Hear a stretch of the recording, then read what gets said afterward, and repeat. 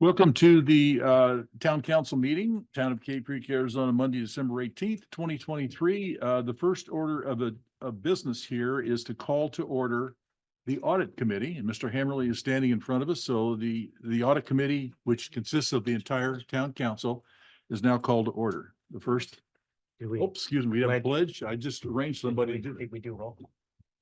Yes. Did you do a silent roll call? Yes. Steve, from the Chamber of Commerce, would you lead us, please? Pledge allegiance to the flag of the United States of America and to the republic for which it stands, one nation, under God, indivisible, with liberty and justice for all.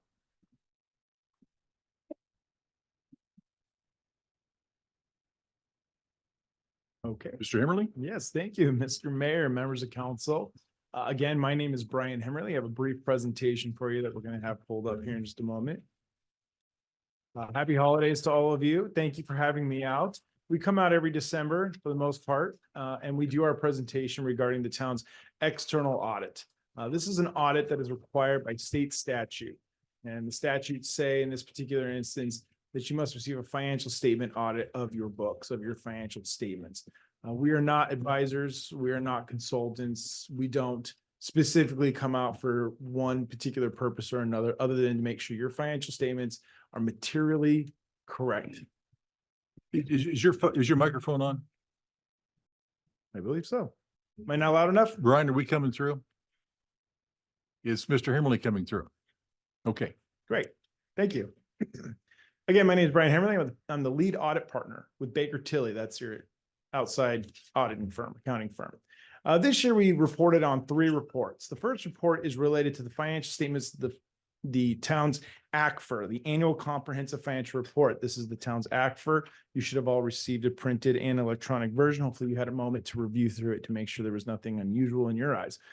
We do send out correspondence to council at the beginning of the audit, at the end of the audit, and this presentation really is just supplementing those particular letters and correspondence related to the audit. For the financial statement audit, we issued our audit on December 5th, 2023, for the June 30, 2023 fiscal year ended. We had an unqualified opinion, or what we now call an unmodified opinion, which means you received a clean opinion on your financial statements, these financial statements here. We also issue a report on what's called the Yellow Book standards, the government accounting and auditing standards related to compliance with laws, regulations, grant contracts, and debt covenants. We had no instances of non-compliance reported in that report. You did not have any federal monies that exceeded $750,000 during this fiscal year, so there was no federal single audit required this year. You may have that next year. So we did have some recommendations to city finance to make sure they're tying up some loose ends to be ready for that audit in the future years. But for this year, you did not have any particular report on federal single audit monies, federal revenue that came in.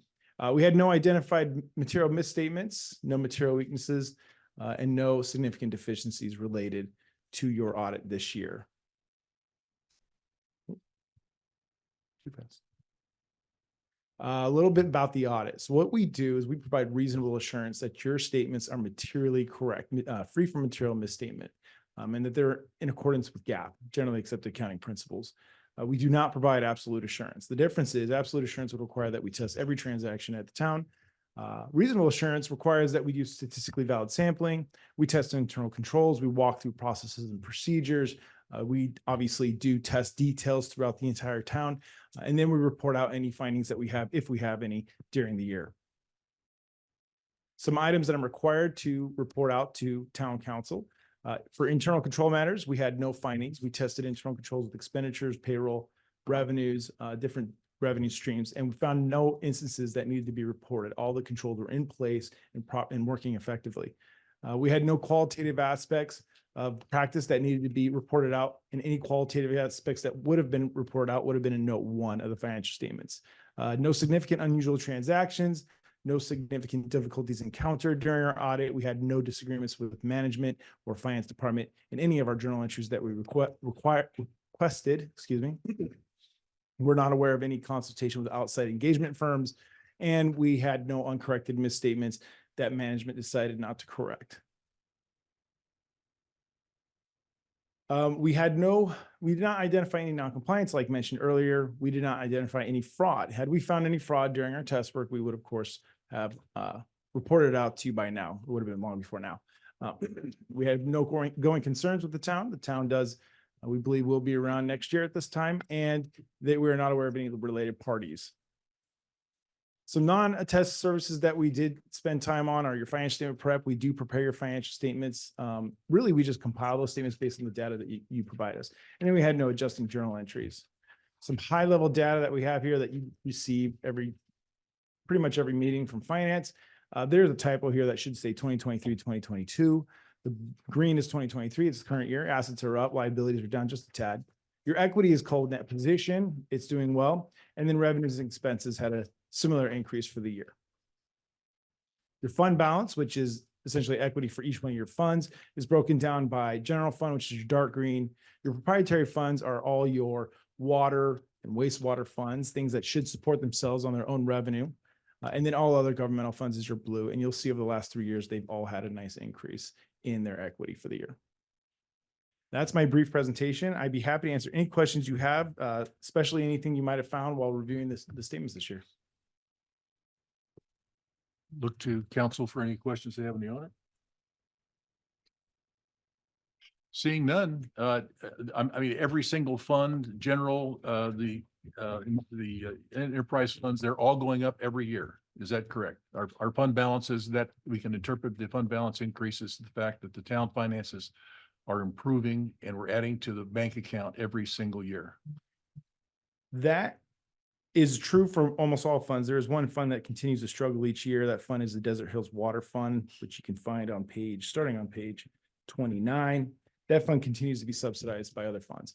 Also, the revenues that are generated from Cave Creek Water from selling Central Arizona Project water to Desert Hills Water will be adjusted based on the rate studies you've had in the past year.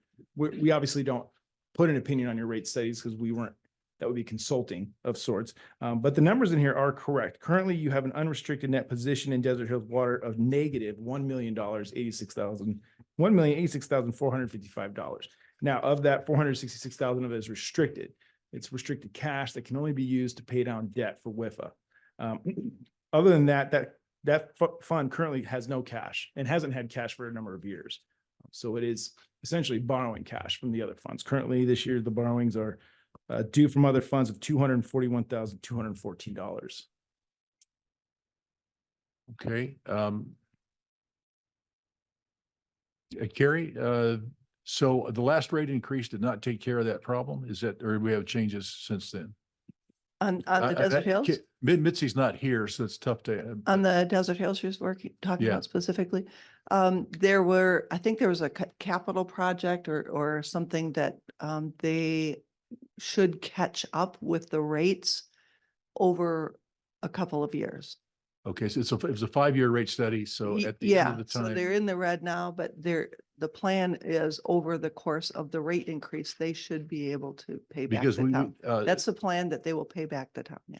I don't think we put the purchase of the Central Arizona Project NIA water in there. So maybe that was what's causing some of this. We adjusted for that. We adjusted for the bulk water rates, and there was something else on a project, but the rates should catch up if the capital improvements are on track. And that will pay the town back. The town Yes. the amount of money the town is effectively loaning to cover that will effectively be paid back in subsequent years. That's correct. There was no intention for the town to forgive those funds for Desert Hills. They would pay back the town. And any forgiveness would come to town council as an item, a specific item for forgiveness. Absolutely, So, yeah. yes. Okay. Yeah, Mr. Mayor, if I may. While doing the audit, we noted that the rate study went into effect as of, I believe, January 1st, 2023. Yes. So we only have about a half year's worth of those new rates that have gone into Right. effect with Okay. this particular report. I imagine next year, you'll see a much more positive number. Okay, well, The year good. you're currently in. Thank you, Mr. Timberlake. Yeah. Good thank you for report. having me. and It's nice getting good news. Great. Thank you. Thank you. Did we miss any of these? We're not there yet. Okay, with that, entertaining a motion to adjourn the the audit committee? So moved. All those in favor? Aye. Opposed? Audit committee is now closed and we will move to the town council session. We've already had an hour and a half, executive session at which we consulted with our lawyers about a number of issues, with it that are in the town. At this point, now I'd call for, public announcements. Seeing none, we're now at call to the public. Do we have any, Teresa? Yeah. Call the public. Corey Setter. Welcome, Mr. Setter. Thank you very much. So this is my first time doing this and I kind of have have an idea how it's going to go. But I would like to talk to the town of Cave Creek about considering a study or a survey to implement a protected bike lane along the town core of Cave Creek Road. There were 4 reasons I was told by the community that this could not happen. That was space, cost, traffic, and heat. Well, for the first space, I went out and measured, and the lanes are 14 feet wide in some places, which is larger than the DOT recommended minimum. There's a bike lane of 5 feet, and there's a shoulder of 8 feet. In the town core, it narrows down to 11 feet, which is still above the DOT minimum recommendation. There's also grants that could cover this, including by the DOT. And this would actually reduce traffic because they would reduce drivers from the road. In addition, heat, well, it's pretty nice right now in Cave Creek, and it is pretty nice much of the year. And even so, I've seen bikers bike in 110-degree heat. So what this would do is it would increase safety for pedestrians and cyclists, and it would also affect no one in any negative way because lane sizes would not need to be reduced, not even by 6 inches. The costs could be covered, the traffic would decrease if anything, and the local town, the towns in the core, might even see an increase in their revenue as every other town that has installed protected bike lanes with a concrete barrier or other sort of barrier has seen since doing it, and a reduction of fatalities or injuries.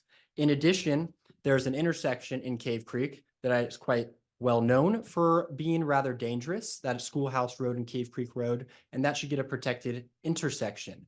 These can be covered by a DOT grant or other grant or community funding. And I think that the council should consider doing a survey or a study to do so. I should add that is in line with the Cave Creek Town Core vision, which says that it puts safety as a #1 priority for its pedestrians and its cyclists, and that Cave Creek could also be sued, as other cities and towns have been, for unsafe design in recent years. So I think that the town council should be proactive in realizing this. And again, I implore that a study or a survey, especially of the town core residents, is conducted. Thank you very much. Thank you, Mr. Shooter. Carol Perry.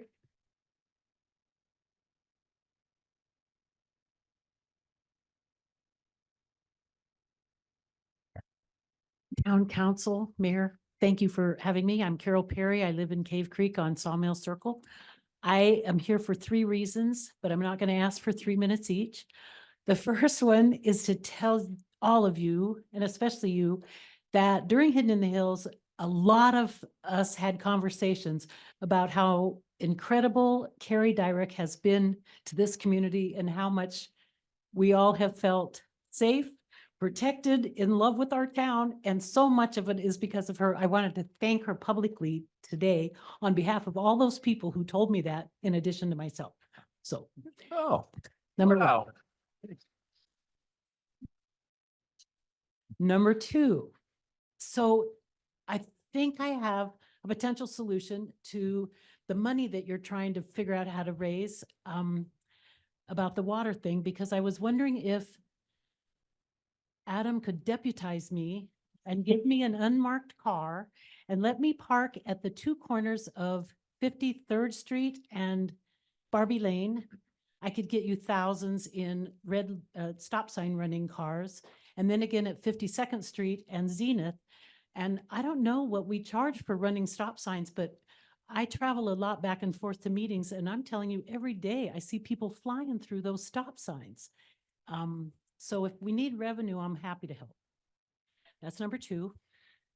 Number three is a little complicated. The citizens of Saguaro West who fully believe we are an integral part of the town of Cave Creek. We came to the town in 87 and begged you to annex us, and you did.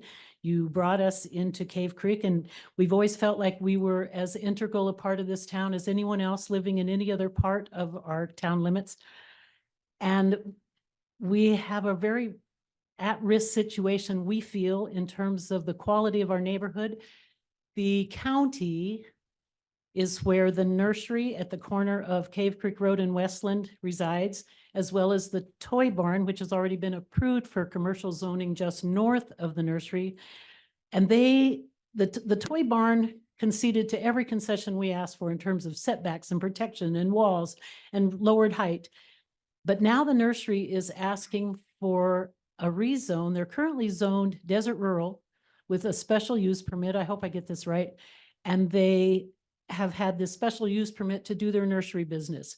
We have foolishly ignored all the violations that have been going on for years there with all kinds of activity on 52nd Street facing the neighborhood.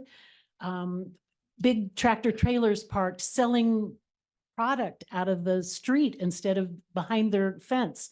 And now they want commercial zoning, and in that commercial zone request to the county, they've asked for the opportunity to put in a giant billboard. That's the entrance to Cave Creek right there before the big horse. We're asking Cave Creek to respond to the request that came in from Maricopa County for all the affected adjoining towns, Phoenix and Cave Creek, to have a response to this request for rezone. And the town of Phoenix did a beautiful job in their response. And they're really pushing back and saying that in 1986, the town of Phoenix designated Cave Creek Road as a scenic corridor. And even though that's not the town of Phoenix property, it's right along Cave Creek Road, which is Phoenix. And then of course, literally across the street from that nursery are a bunch of us who live there and the rest of us who walk by there almost every morning when we go on our hikes.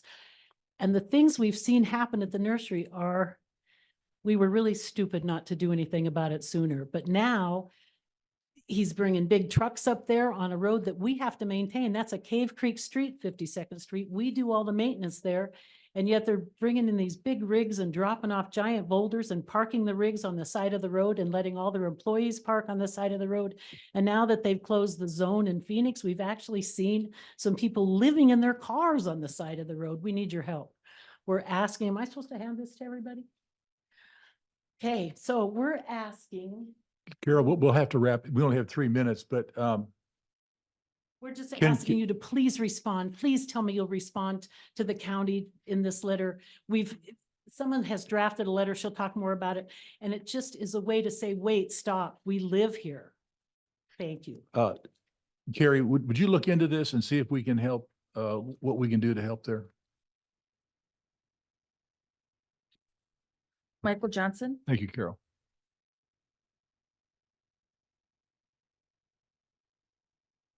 Hello, thank you for the opportunity to address you tonight, and this will be a bit of an overlap. But I also want to talk about that piece of County Island that's up for rezoning. It's there at the corner of Cave Creek Road and Westland. The west boundary is 52nd Street, which is of course our beloved neighborhood that we come and address you guys on periodically. That property is being subdivided, as she mentioned. The north part will be turning into a toy barn. It's kind of on its way in that process. Southern part, as she mentioned, is in the process of being rezoned.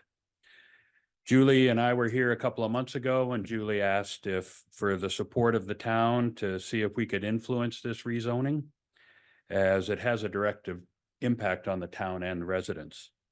Not aware that the town has responded, as we've just discussed. And as you've just received, Phoenix sent the Maricopa County Planning and Zoning Board a 2-page letter. In that letter, they talk just some general information about the area, including that it is a scenic corridor and how Phoenix would handle that as a scenic corridor.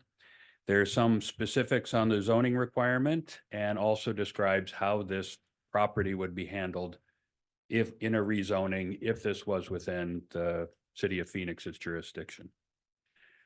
So a group of us, and this sort of piggybacks, we went to the Maricopa County Planning and Zoning hearing on Thursday, December 7th.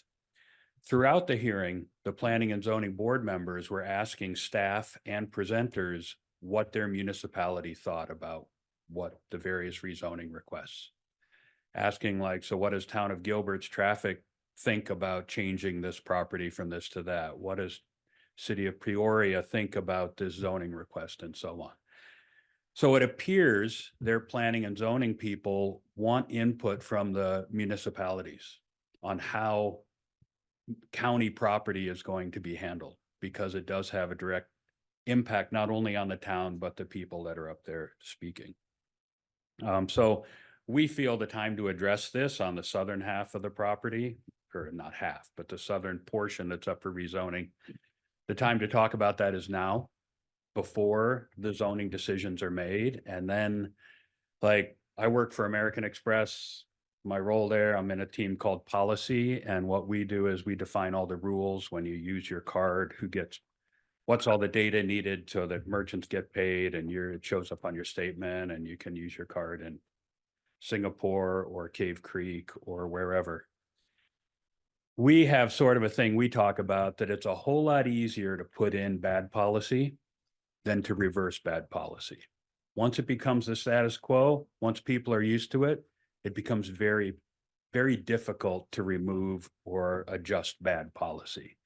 Kind of viewing this the same. If this zoning request goes in, rezoning request goes in, and allowed to put in cell towers, billboards, other uses that are being requested, it's going to be really hard to change that in the future.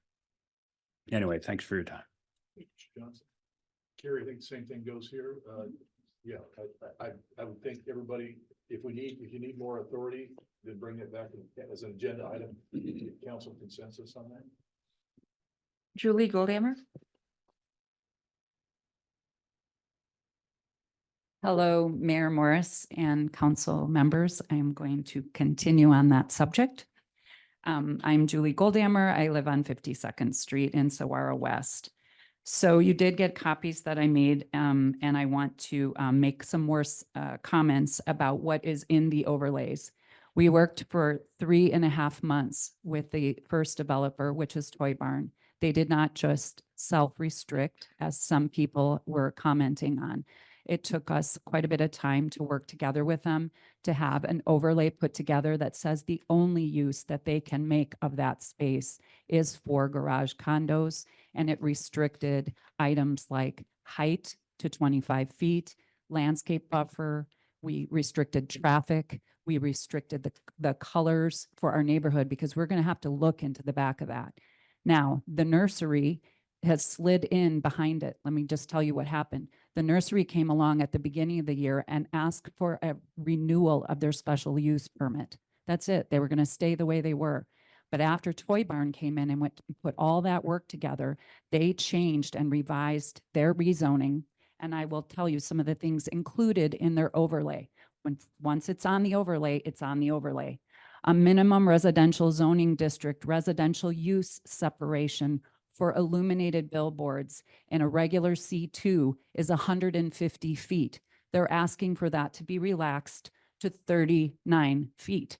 That means we're going to have, because he's asking for it, for illuminated billboards to be right there on his property where the nursery is. He's also asking them to put in the overlay uses that include the retail sales of gas, butane or propane, billboards per MCZO, meaning their zoning ordinance, and wireless communication facilities. He is putting this into his overlay. This is critical, you guys. We don't want that there.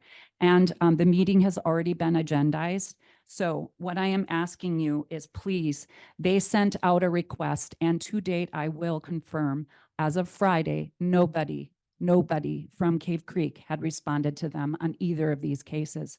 So I took the liberty of writing a draft of a letter, and I am asking the council and the member or the mayor or one or any of you to please send this letter to the Board of Supervisors.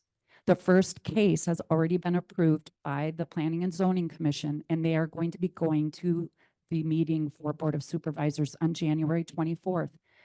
The nursery is going to the Planning and Zoning Commission on January 11th. We don't have time to wait for this anymore. I asked 2 months ago for help. Please, Mayor Morris, will you and some of the council members please send a letter on our behalf now? Let me explain that at call to the public, we can't respond to you or anybody else on this. You're shocked, but that's the state law. I was under the impression that if I ask a question, that you can answer the We cannot. question. Yeah. But what we can do, and what we have done here is direct staff to look into this and I will personally follow up on how on making sure that happens because well. The only I thing in can't say that letter, because. Mr. Mayor, I if can you- just Attorney's looking confirm at- that staff has been in touch with their staff, so we'll take this into consideration and we'll contact them again and Yeah. work on the this. only thing that that's saying basically is the same thing Phoenix said. Phoenix has no residents that are impacted. All they said in that letter is if this was in Phoenix, this would be our requirements. And so I went in there and said, if this is in Cave Creek, these would be our requirements. I took the same format. But we do have Cave Creek residents that are impacted by it. So I would just so very much be appreciative if you would please write Julie, could you something. give us the deadlines again? January 11th is the Planning and Zoning Commission meeting for a case, which is the Cactus Nursery. So that will be at 9:30 on January 11th. And that's the one that's worse because that one is specifically asking to have the overlay include those uses. And that's obvious because he's going to probably sell it at some point with those uses embedded. And then the January 24th is the Board of Supervisors meeting for the first case on carry. That's Z 2023-090. And yes, I have all this stuff memorized because we've been working really hard on this for 3.5 months. I can tell. Yeah. We will look into this expeditiously. Thank you. Thank you. I appreciate it. Thank you. No additional speakers. Sir. No. Okay, town managers report.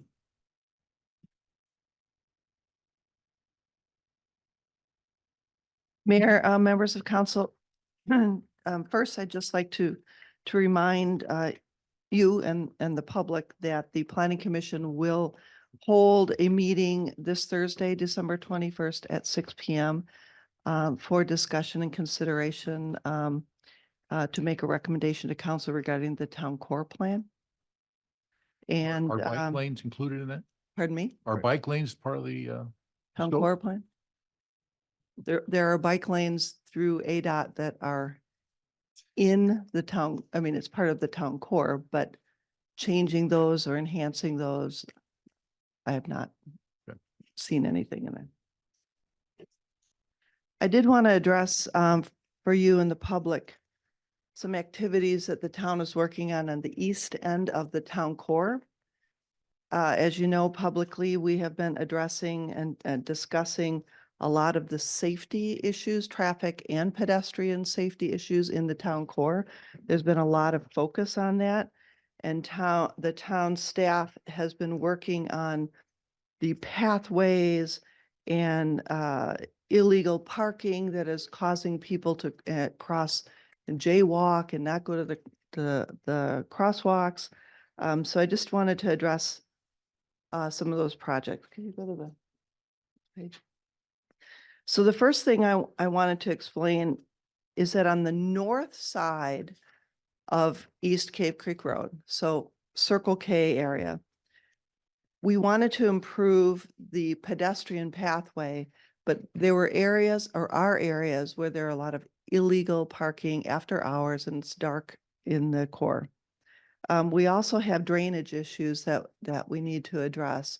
And so on the north side only, we've been able to put in curbing and will elevate the pedestrian walkways. So one, it makes it safer for the pedestrian. It gives them a better pathway. We're improving areas that don't currently have a pathway. And the curb keeps folks from parking illegally and covering the bike lane. So the bike lane in this photograph, that is headed westbound at Circle K. So from Circle K East, that's where the curving is. And that project to complete the walkway, that's not going to be concrete. It'll be just a compacted pathway as we see in the rest of most of the town core, should be completed by the end of this month. So they're working on that. It also helps protect the pedestrians from the cars as having that curb there. They're not running off the road right onto the pathway. On the next slide, I wanted to show you on the north side of Cave Creek Road where additional curbing and where existing pathway already is. And so that is a project that leads up to the slope where Mountain View Pub is, and there's a lot of illegal parking there. And there is a pathway.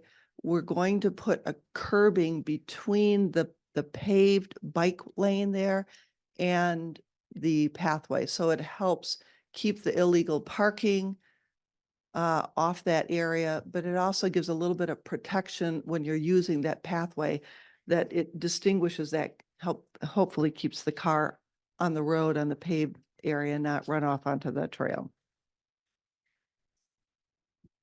And yes. May I ask Bill a question? Mhm. Are we allowed by state law to ask questions on the town manager's report? Yes. We are. Then, Well, you're allowed to have questions. If we have extended dialogue, we probably need to put it on the agenda. If you have a question, she can respond. my question would be then, why wouldn't we put the curbing out on the far side of the bike lane to prevent the illegal parking? That, where I the guess white I'm line not is. explaining. It's going to be between the pathway. If you see the pathway there, that's the walking, the pedestrian equestrian pathway. The bike lane is between the road. Why wouldn't you put the curbing on the white line, where the white line is, instead of where the dirt is? To- That's the question. The goal would be to prevent the illegal parking and to further isolate the bike lane. Does that eat up right away? I'd have to defer to the town engineer. We had this Okay, well, conversation about the that's probably appropriate beyond the place to scope, put it. yeah. Do that. It We also just- had to do with the drainage and all of that. So, he got into all that. Is he here? Okay, well, we just ask that you, Yes or no on the way? he's sitting in the audience, so. No, the answer is no. We won't get into a discussion, but I can explain that. Okay. I knew there's a reason. Anyway, there's also the drainage issues on the north side. So the next slide shows the south side of East Cave Creek Road, and this happens to be in front of Harold's where we've completed the pathway. There's a lot more land there, and where the pathway is an easement that we have from Harold's, and then the right of way is, kind of to the right of it as you're looking at that picture. There's still a lot of area there for illegal parking and, running up over the pathway with cars, et cetera. So we've completed the stabilized granite trail, but we haven't opened that because the intention is twofold. Keeping the pedestrians safe and stopping illegal parking. So what we're proposing is closer to the roadway where the bike path is, installing a barrier, and that barrier would keep the illegal parking off that area, but it also helps direct the pedestrians that are walking along, helps keep them from jaywalking. There's a lot of jaywalking in that area, and it helps direct them to the crosswalk, which is what we want them to cross at the lit crosswalks. So the next slide shows what was installed along the pathway to keep people from jaywalking at Rebel Ranch. So it's a rustic barrier using the rocks in the cairn baskets, I guess they're called, and the rail to keep them from doing the illegal parking. And it helps direct the pedestrians as they're along that area.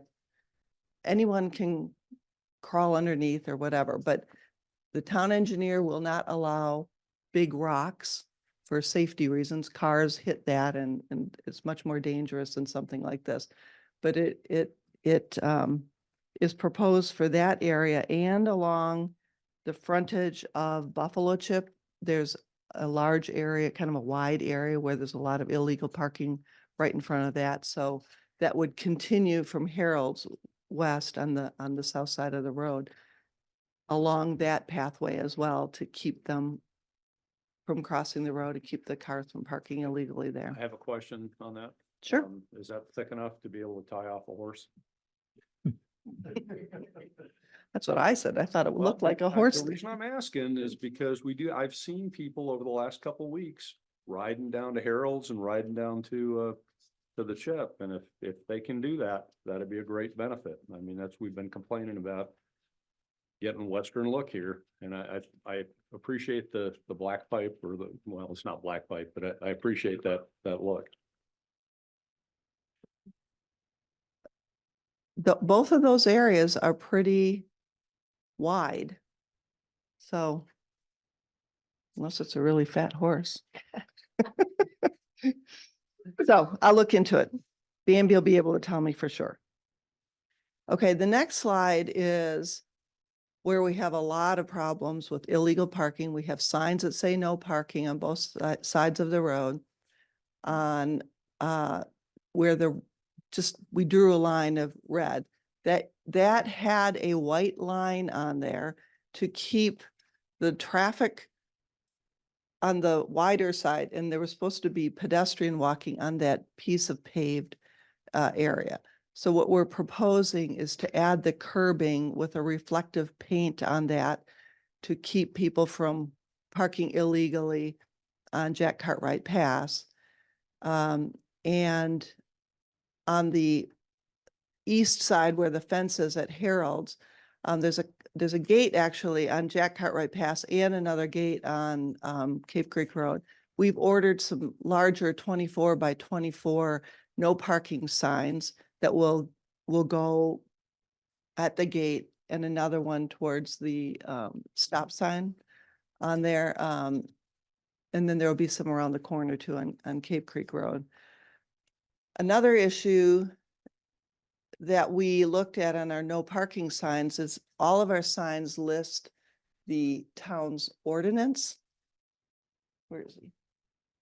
And the sheriff's office, my understanding, since the captain's here, is that they enforce the state law and county law, but not necessarily all of our ordinances. So we're going to get the reflective stickers to go on all of our signs with the state statutes, and hopefully we'll have more response at ticketing from not only our marshal, but also the sheriff's office with the state statute on our no parking signs. So I'm hoping that's the ticket. Intent. Whatever works to get more tickets. I can tell you that I know the hours that the town marshal and his volunteer have been putting in on Wednesdays and Fridays during Buffalo Chips events. And 20 stops were made last Friday night. They were there till very late into the early morning hours. There was no illegal parking. And the marshal has been in touch with Buffalo Chips owner, and they have a staff person with a light directing folks to their newly acquired property that will be developed into a parking lot. And that leads to the next slide. This is, as you go down past the Cowboy Company and turn right, this is Viola Lane looking west. The fence on the left, on the other side of that fence, all of that property is owned by Buffalo Chip. And that will be developed into parking and addressing the drainage issue, which will be moved to the south side of the back of that property. And the town's roadway will also be improved for additional parking. So and solar lighting will be added because it's very dark back there. So the next slide, I think, is the site plan, the improvement plan. They submitted for a permit and that permit has been approved. So if you look on the bottom portion where that, the parking is, that is Buffalo Chip. That kind of darker line at the bottom of that property is where the new drainage will be funneled. Right now, it kind of goes between the two, between the Viola Lane and that property. That'll be funneled back that way. And then Viola Lane is the town's responsibility, and we will add additional parking on Viola Lane. So the permit has been approved, and hopefully the parking lot will be, the construction will start soon. They've done some grading. How many parking spaces? 100 something. 185, there you go. Is that Between, that's total. between Viola both? Lane and Buffalo Chip, yes.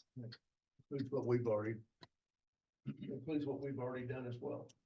Well, we widened Viola Lane. There was a lot of brush and kind of cleaned that up so that additional parking, but the actual designated parking spots will have bumpers. So people will know the area on the Buffalo Chip cannot be a real, a hard paved surface because of the runoff and the drainage. We need that absorption. But they are addressing the drainage, to the back, the south side of the property. But the bumpers will be installed, and so that will help people, know where to park. So is there a consideration of on-site changes at the Buffalo Chip that make access to their property more convenient from this parking area? Not yet, but that is one of the issues. I haven't been involved in that conversation, but there have been discussions, and I don't know if they have the solution of being able to access right off of this area. But there was discussion to allow the changes so that they can go onto Buffalo Chip property and not have to go up and all the way around. So we're trying.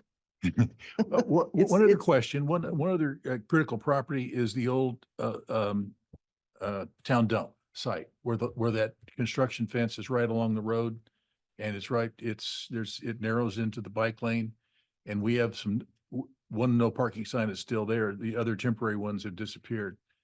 What are the plans in that area? Because we still have, as far as I know, we have no pathway there. That's correct.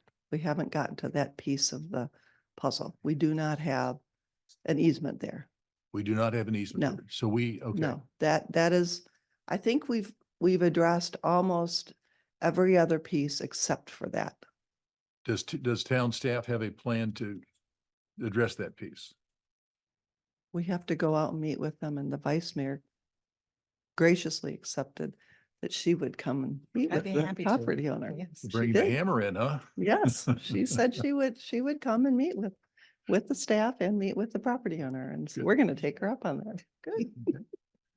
Okay, well, it's, So we're moving along, but it really truly is safety and illegal parking and crossing the street, not at the crosswalks, especially at night. We want to have dark skies and we want our town core to be a little darker, but it is still dangerous. And so we're trying to address that first, and then we have other things to address next.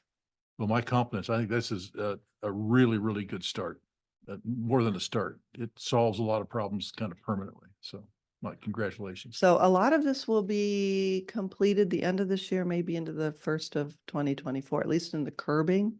We're finalizing the quotes for the curbing, and then we're gonna go to town, get that done.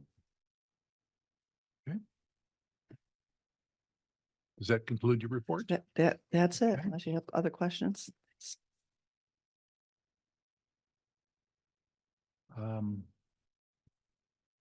Next thing on the agenda is the consent agenda. On that agenda is cancellation of the July 1, 2024, August 5, 2024, and September 3rd, 2024, regular town council meetings. And my understanding is much of that is a traditional, due to low workload and vacations and low amount of things coming in. The second one is reschedule the November 4th, 2024 regular town council to November 12th due to the election. And the third is approval of the November 20th, 2023 regular town council meeting minutes. Does any council person want to discuss or take something off the consent agenda? If not, looking for a motion then to approve that consent agenda. So moved. Second. All those in favor? Aye. Opposed? Motion passes 7-0. Next on the agenda is the council presentation and acceptance of the Town of Cave Creek Annual Comprehensive Financial Report, ACFR, and Annual Expenditure Limitation Report, AELR, for fiscal year ending June 30th, 2023, presented by Mitzi, who's not here.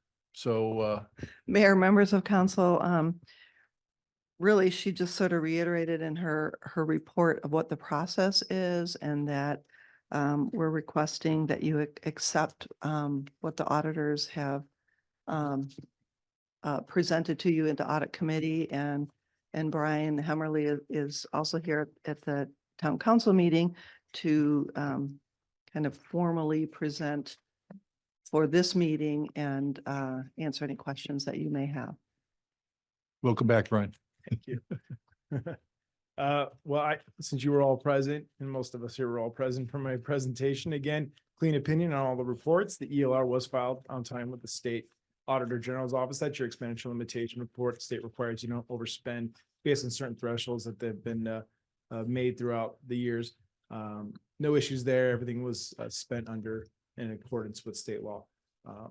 I'd be happy to answer any other questions you might have about the audit this year, or if you have any concerns with the audit in future years, we're always available. You can email us, Mitzi has our information, or you can call me, and I'd be happy to discuss those with you.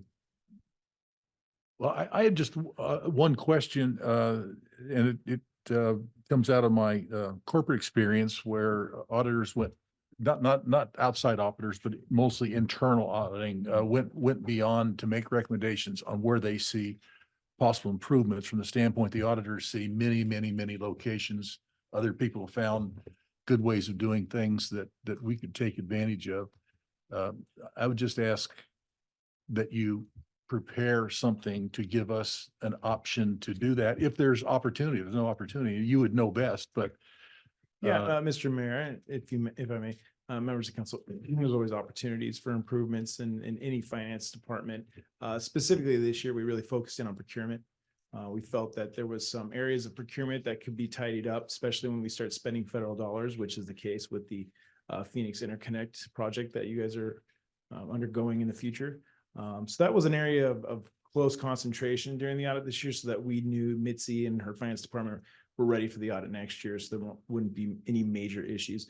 Other than that, like I said, the control test work we did didn't give us anything that we felt was overly alarming that needed to be addressed. If we did, as we find things, we of course explain to her and her finance committee or finance team what kind of things she can do to improve.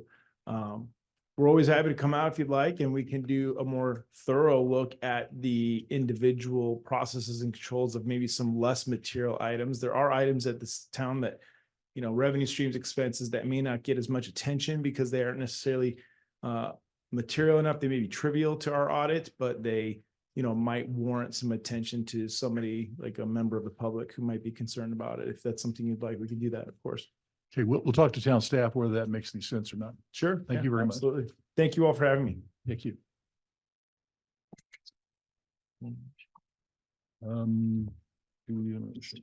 There is public comment on this. I have no one wishing to speak. Okay. Okay, so we're looking for a motion here. I'll ask the vice mayor. Oh, It don't matter. Just move along. okay. I'll make the motion to accept the Town of Cave Creek's Annual Comprehensive Financial Report, ACFR, for fiscal year ending June 30th, 2023. Second, Okay, any discussion? it just keeps getting better and better. Okay. Anybody else? So at this point, call for a voice vote. All those in favor say aye. Aye. All those opposed? Motion passes 7-0. Thank you. Council discussion and approval of updates to the community grant process policy presented by the Vice Mayor. Thank you, Mr. Mayor. I took the lead on this project because I've been on the council since 2018 and I'm not quite familiar with how the process worked on our community grants program. And I'm sure that I'm not the only one. And so I thought I could work with the staff, and I have previous experience in this area from 2 of my previous jobs. So I worked closely with Teresa to take this community grants program to the next level. We currently have a policy that Ernie Bunch signed in 2018. And it's fine, except that it doesn't really address how an organization applies for grants and what the process is and how much money we have and what the timeline is. So Teresa and I embarked on this proposal together by comparing how other municipalities operate their grants programs, and also, again, from my previous experience. So as you can see, we came up with the community grant program timeline for fiscal year 24. But before I get to that, I think we should go through some of the paperwork, because we identified what exactly the purpose is of the community grant program, which is to help protect the health, safety, welfare, history, and culture of our community. It encourages and helps sustain education, arts, science, technology, humanities, preservation, and heritage initiatives, just to name a few. The program is funded in our budget, in our general fund. And actually, I need to make a correction, because on the cover sheet, it says that we have $20,000 in the community grants budget line item, but it's actually 40. Thanks to Tom McGuire a couple of years ago. He had asked for an increase in the budgeting amount, and we approved it. So it's $40,000 per year to allocate to 501c3 nonprofit organizations within Cave Creek and the Desert Foothills who serve the Cave Creek community. We have come up with a committee composition. So it will not just be for a nonprofit to approach the council on the day that they would like some money and request it from us. And maybe that's kind of not describing it appropriately. They probably went to staff first, and then they put together a brief and came to us, but it really wasn't, I don't think, an appropriate process because it didn't really have the review that I think is necessary, the objectivity of a committee that would actually look at the application and have a set of criteria that they would base their decisions on. So we've come up with a proposal for a committee composition, which would be 5 people. And it would be 1 of the council members, the current council members. It would be 2 residents of our community. It would be 1 business leader in the community, and it would be a senior member of the Cave Creek Town staff. The mayor will appoint the council representative, and the staff will choose the others.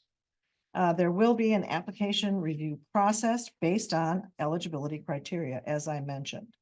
And then we go into the whole purpose, the funding, the review process, the grant awards, the annual grants of up to $10,000 per organization may be awarded per year. Multi-year funding commitments are not available, although organizations may apply for a grant every year. The applications will be on the town's website. We will promote when the applications are ready to be rolled out via our website and other social media. All organizations receiving grant awards must complete a final report prior to the end of the year to identify their results and progress, successes, or otherwise. The Community Grants Committee could visit the organization or activity to ensure that all stated benefits have been received.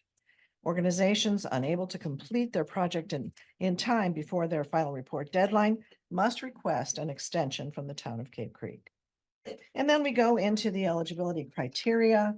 I wish everybody could read this online. I won't take up all of our time, but it's pretty extensive. And And it includes a report, for 2-page, let's see, I forgot what, oh, here, a completed cover page, a certification of their tax exempt status, a narrative section, including their proposal, objectives, financing, and additional information, and a completed application certification by their board of directors.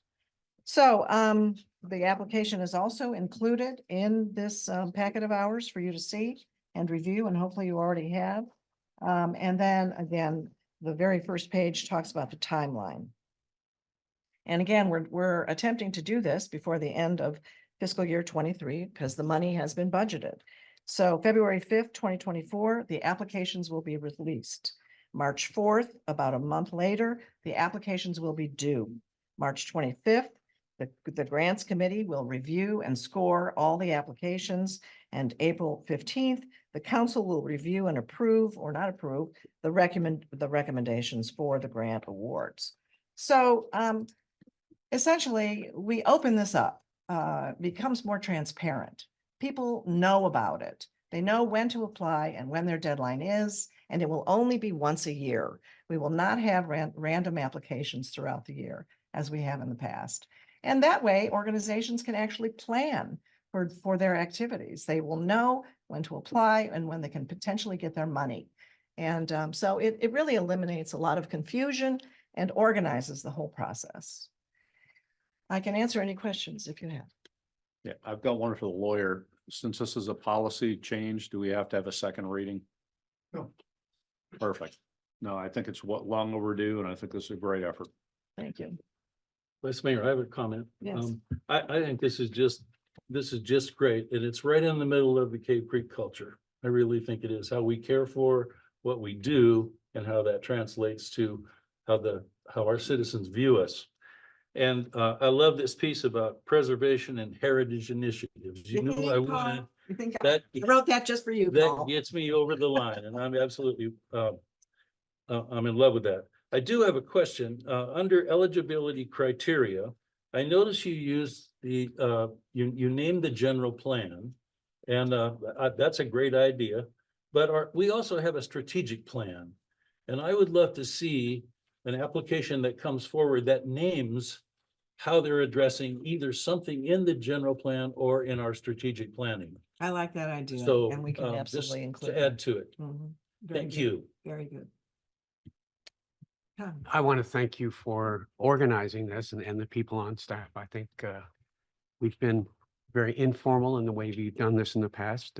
Councilman Bunch can confirm that, and it's good to get it organized. Having it once a year, for some organizations that may be difficult, but maybe we've got to go there. Any other questions? I think the last thing, oh, I'm sorry. Go ahead, Mr. Mayor. I'm really, we only have $40,000 in there, and they're not gonna have much to do unless we put some more money in there. So I mean, I'd like to see us, the town's in good financial shape, and we need to stop being just a great big water company in a little tiny town. I mean, I would hope that in the budgeting process, we up that $40,000 to something, because I'm very reluctant to take it away from existing. That's an Yeah. excellent suggestion, and I will readily accept it. And we can think big. I was the administrator of 2 corporate contributions programs, one for $50,000 a year and one for 2 million.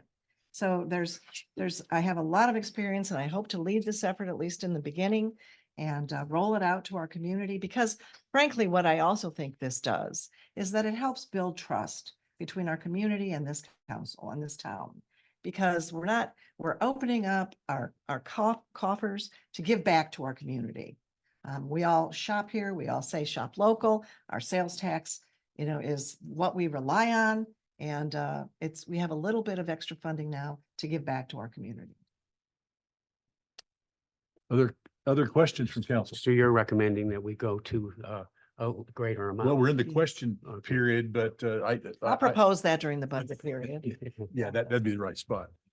So there's public comment on this. Darlene Southern. We have the president of the museum here. Thank you for your service, Darlene.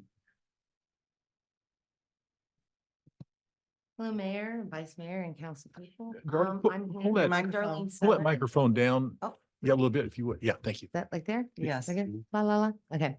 I'm Darlene Southern. You need my address, right? Or not? Yeah. Cave Creek I resident. can Cave see your Creek- house Cave from my Creek front resident. yard. I'm here representing the museum on behalf of our executive director, who normally attends, she attends 95% of the meetings, but she actually had a holiday occasion to go to. But she does wish you all a very Merry Christmas. This Town of Cave Creek Community Grant Program is of great interest to the museum, as we've been a recipient of town funds for nearly 20 years. Over the past 2 years, y'all were kind enough to grant us $20,000 each year. And we feel like basically we've earned this. Last year, Cave Creek Museum welcomed 7,500 visitors from 83 Arizona zip codes, 46 states, and 10 plus foreign countries. This year, we're already breaking those last year's record-breaking numbers in attendance. We promote the museum and therefore the town via social media and print media all over the state and beyond. This year, our marketing committee will be asking for a line item budget and or a line item in the Cave Creek Museum's 2024 budget to do national advertising. We're currently working on a collaboration with 5 town businesses to create a rack card that will be distributed to 1,700 locations across the state, touting a day in Cave Creek. Oops, sorry.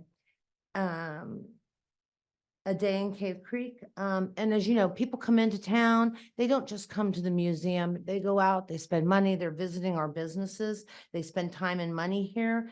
And most of them return because, I mean, once you come to Cave Creek, who doesn't want to come back? We have almost 5,000 followers on Facebook and 1,400 on Instagram. They're all extremely engaged, and we have more numbers than any other nonprofit in Cave Creek. We are the Cave Creek Museum. We are Cave Creek. We are the culture keepers, the preservationists, the archivists. We're often called Cave Creek's addict. No other nonprofit promotes Cave Creek and its character and community like the museum. And therefore, we do have some questions looking over this draft.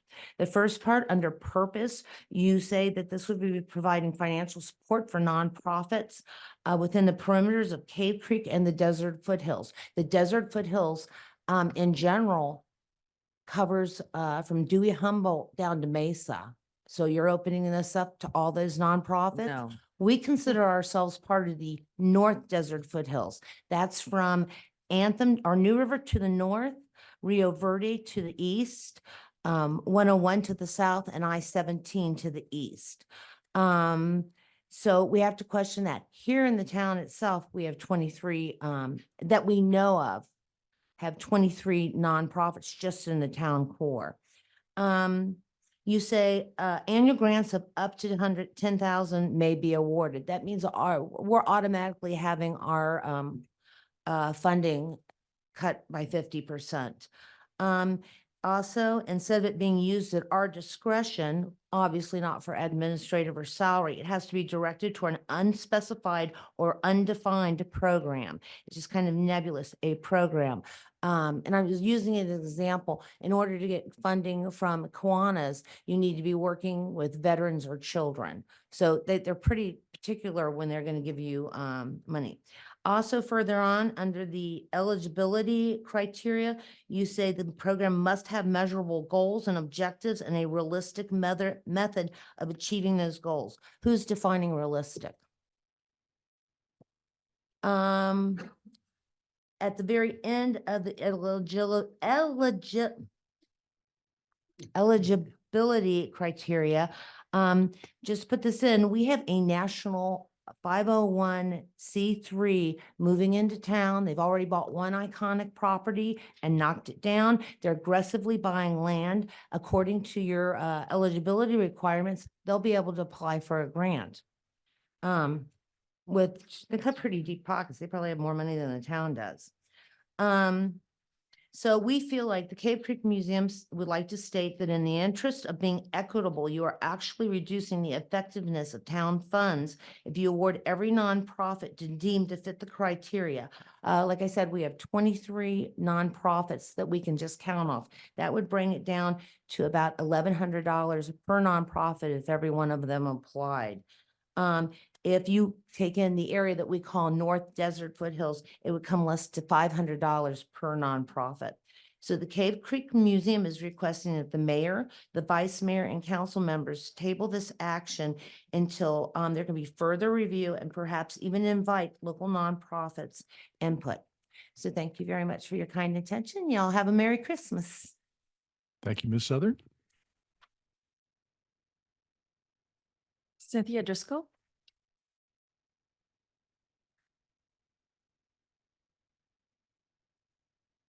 Mayor Morris, Vice Mayor Royer, and council members. My name is Cynthia Driscoll. I'm addressing you today as board member and treasurer of the Foothills Caring Corps. The Caring Corps, as you may be aware, is a social safety net organization that serves all of Cave Creek and much of the surrounding area. We provide services for elderly and disabled to stay in their own home and age gracefully and safely.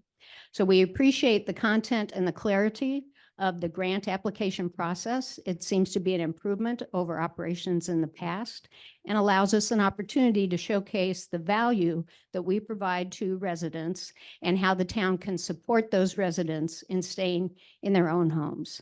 With the aging demographics in Cave Creek, it's certainly going to be an increase in demand, not a decrease as time goes on. We do have a very cooperative and supportive relationship with other nonprofits. We appreciate that we all seek funds from the same donors and the same grants and foundations in towns. So we want to continue to work in that cooperative effort and support each other in the process seeking town funds as well as our other sources of revenue. So we look forward to the grant application process and appreciate that there's an annual timeline that we can comply with. Thank you. Thank you, Cynthia.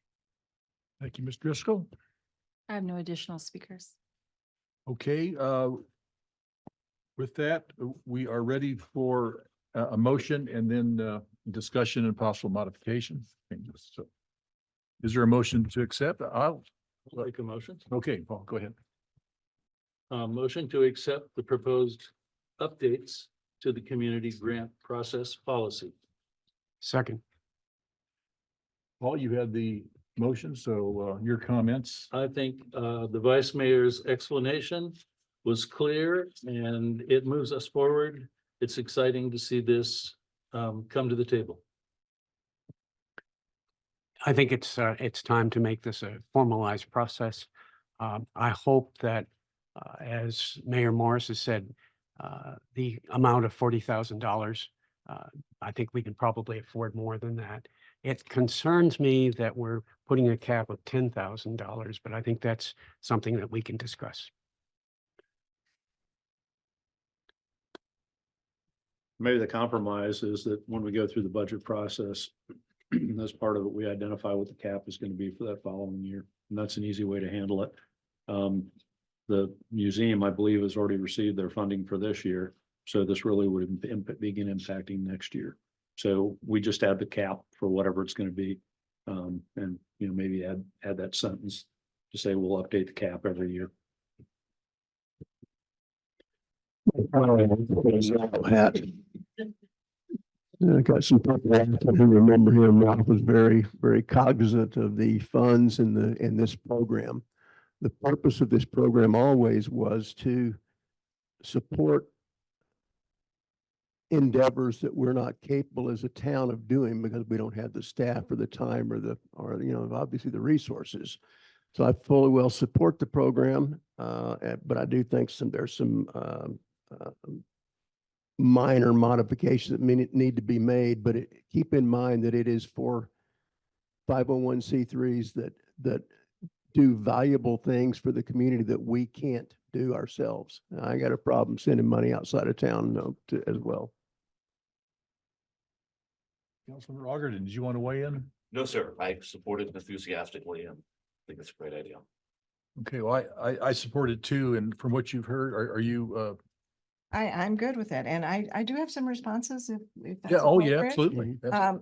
First of all, under the, if people have not read the application, the eligibility criteria specifically says that contributions are not made to individuals, families, political parties, fraternal, labor, religious, political action committees, candidates, lobbyists, military, professional associations, or any other program that does not meet the IRS definition of a charitable purpose. So that would eliminate the organization that you were referring to earlier, because that's a church. It's a religious organization. Also in the application, question number 2, describe how your services promote and benefit the health, welfare, and quality of life of Cave Creek residents. Indicate if this is a new or existing activity. So it's clear that this program is intended to serve Cave Creek and nearby organizations that serve Cave Creek predominantly. It has nothing to do with Mesa or Phoenix or Tempe or any of those areas outside of this desert foothills specifically area. So I appreciate your support, and there will be changes over time. Of course, all programs can improve. That's what we're doing now. We're improving the program that has been in place since 2018. So we are open to suggestions for improvement. There will be representation from members of the community. So I don't want anybody to think that we're overlooking or neglecting or are insensitive to the needs of organizations that already get money from us. I guess my comment is I don't think there's any, I just, there's no intent to divide this money evenly between organization. It's a prioritization process of, Based on criteria. on criteria. Yes, which will be clearly spelled out in the application. Okay, so we have, yes. And I'd like to clarify, there are organizations here that have an influence that is outside Cave Creek, but they should be primarily aimed at Cave Creek. Yes. Is your intention for this to come back to council for the actual final approval with, Yes. after the recommendations from Yes. okay. It will come back to council, all the recommendations. Obviously you'd have to, I mean, yeah. Right, because we're the ones who approve the funding. Yeah. The other council members with comments? I think everybody has had an opportunity. So this is not a financial matter. So we can have a voice vote on this. We had the motion. So all those in favor of this policy signify by saying aye. Aye. Aye. Opposed? Nay. No, Okay, I have a polling, please. now you gotta do a roll call. Councilmember Bunch, No, Councilmember Alcamont, Yes. Councilmember McGuire, No. Councilmember Rhodes, Aye. Councilmember Augerton, Aye. Vice Mayor Royer, Yes. Mayor Morris. Aye. With that, I would ask that the no votes to propose alternate language. Do you have anything that we can do tonight? If it's something that's complex, I've seen sausage making that look better than the council trying to wordsmith some of these. So is it an easy fix, or do we need to can you make a modification to this that would make you vote yes? I guess is my, even though it has passed, but How come we had a love in and then we had a split vote? Thank you. If somebody had an issue that was of concern, could we not have had that first? Because I might agree. So I don't know. I'm kind of in a mystery here as to what just happened. It feels like a date that went bad. well, the one thing for me is the limitation, and you know, how much do we actually have left of the 40,000 to award this year? All of it. Yeah, we have 40,000. We That haven't hasn't awarded gone We it. have not awarded anything yet this, Not this, yet. okay. So what we've done is we've just cut an integral part of the community in my mind down in half to what we've done in the past, which is the museum. They've already gotten their money this year. They just said they haven't. No, have not. I thought you said, somebody said, Dusty, did you say the museum got their money? I thought we'd already agreed with the, what the numbers were this year, and that what we were talking about is updating the money for, updating this for next year. This Was is, it a this grant is from- The for funds are, the 2023. funds in the budget are 40,000. And traditionally 20,000, the last 2 years have been awarded to the museum, but they have to come in front of council and ask for it and explain what they're going to use it for. Can I ask for clarification on that 20,000? Was that for the roof? I thought that that was a one-time only request. It used to be 10,000 for years and then they had an additional request. I thought it was a one-time thing for the roof, but I think there were 2 years in a row they needed some assistance. I just don't remember. Could have been COVID the first year and then the roof or I have a something different like that. question too, that might help this matter with the museum particularly. I know that they're taking over local landmarks. Mhm. And I have heard that there might be a direct line item budget allocated to the museum for them to take over that program. Is that true? That could be, we had a conversation with them, but we also were able to explain what we can do and, the cost wouldn't be nearly what they might have expected, because there's a lot that we can do that staff would do But upfront between and have that take that care, but there will be an allocation ongoing and the cost. grant Yes. allocation. Yeah. It could potentially equal the amount that they're currently getting. I don't know that would be that much actually, but it Close. could. Well, Okay. after our meeting, it wasn't, we didn't need to spend as much money, so. Okay, any Can I other, just ask one Yeah. last question? I thought this was a prospective program and did not affect the decisions the council had already made Right. regarding this. So I believe we already voted Councilman to give the Bunch museum 20,000 not this year. He wouldn't have to be concerned That about was last year. what he described. Mhm. So Uh, what am I missing? I know I'm always the. Okay, sweet Mayor, spot, but- Vice Mayor, members of council. The museum was granted the $20,000 either late May or in June of this calendar year, but last fiscal year. So what is in the budget that started July 1, this is a new fiscal year. There's $40,000 in allocated in the fund. It has not been approved. It's sitting in the budget and still would require council approval prior to June 30th of 24. and would this policy then restrict us, the amount of money that we gave to the museum, would it restrict us to $10,000? Yes. Yes.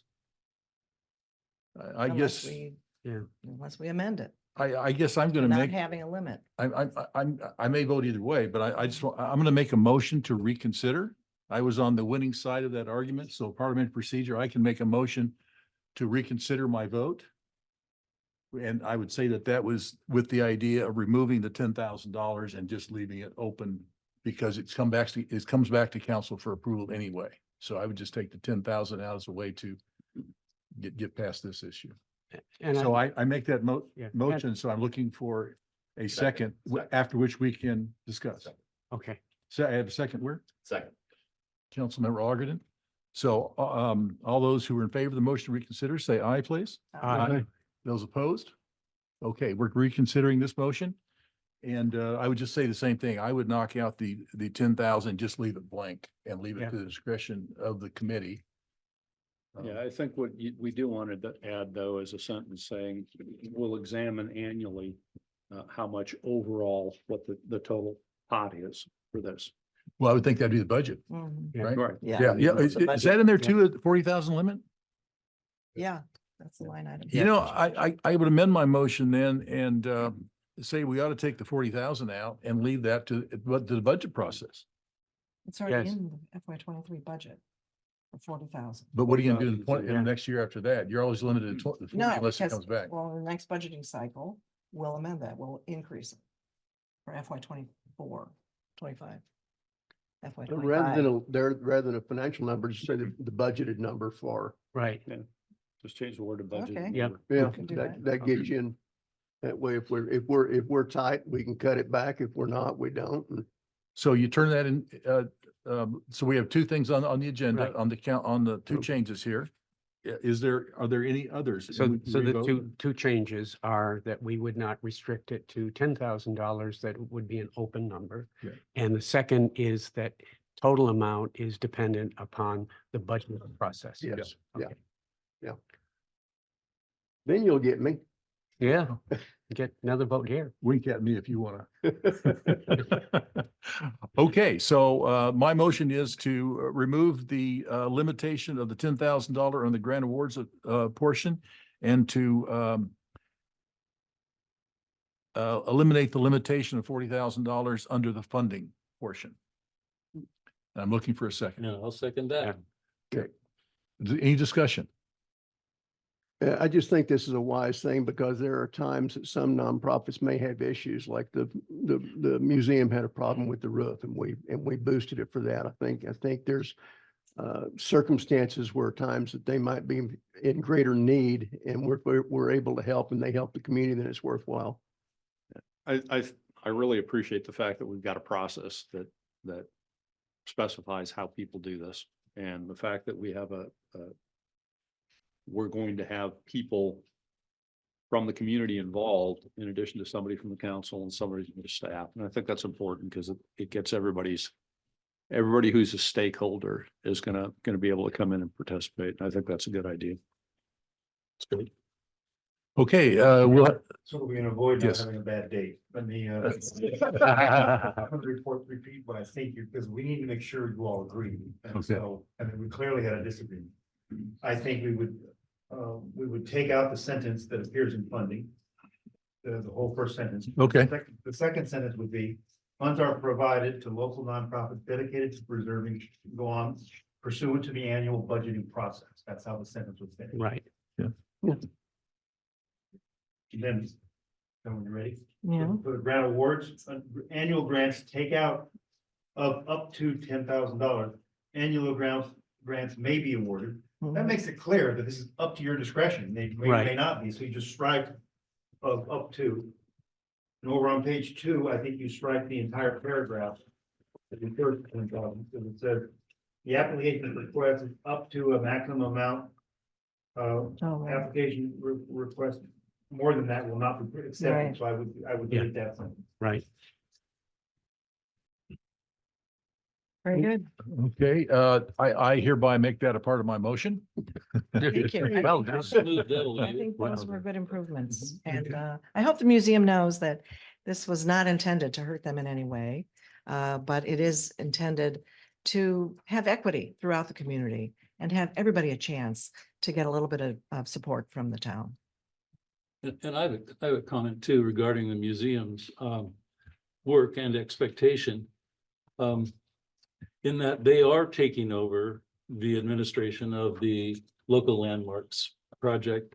And that program is well loved by the community and the business community. And I'd really like to understand somewhere along our process, moving toward the budget, exactly how the museum will be assisted in that effort.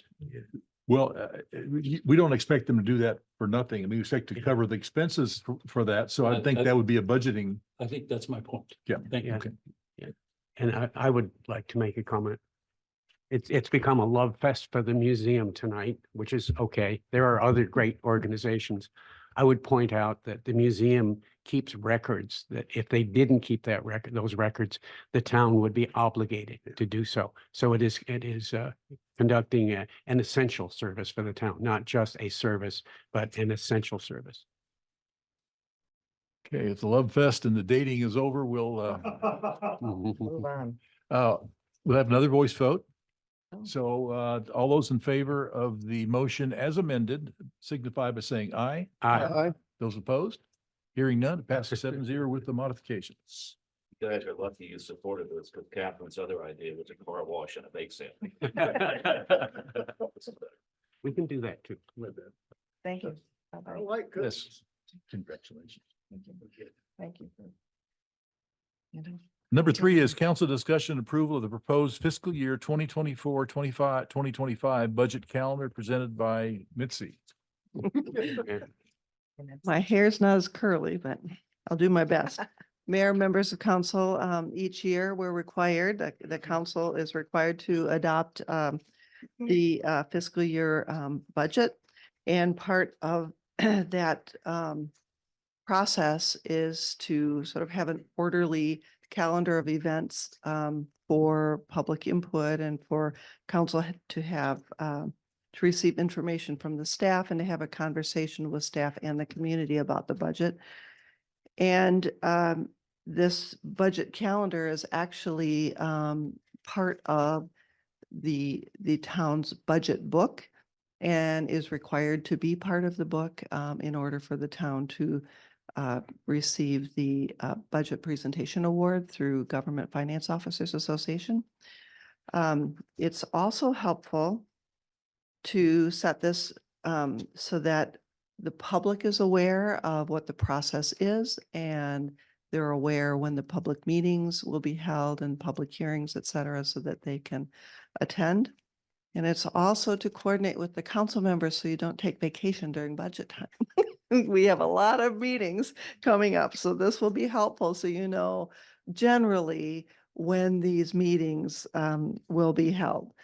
And there's a lot more detail in here than, for that, but there are things behind the scenes that the staff is required to do on publishing the public hearing notices, but also preparing publications of the budget and et cetera, and getting the information put together at the end for the Auditor General's review and an approval. So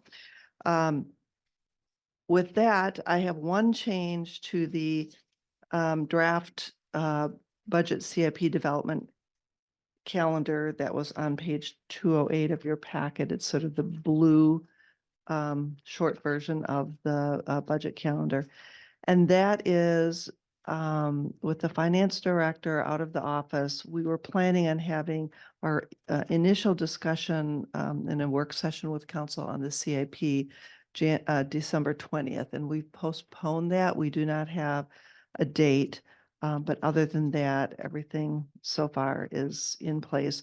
And again, this is not, we will modify this as needed if there's needs to be an additional meeting or you need to move a meeting to a different date through the process. So it's not set in stone, but we do need to include all of these meetings in the process at some point in order to get to the bottom line is have the tentative budget approved in May, and hopefully the first meeting in June of 24, the final adoption of the adoption of the final budget.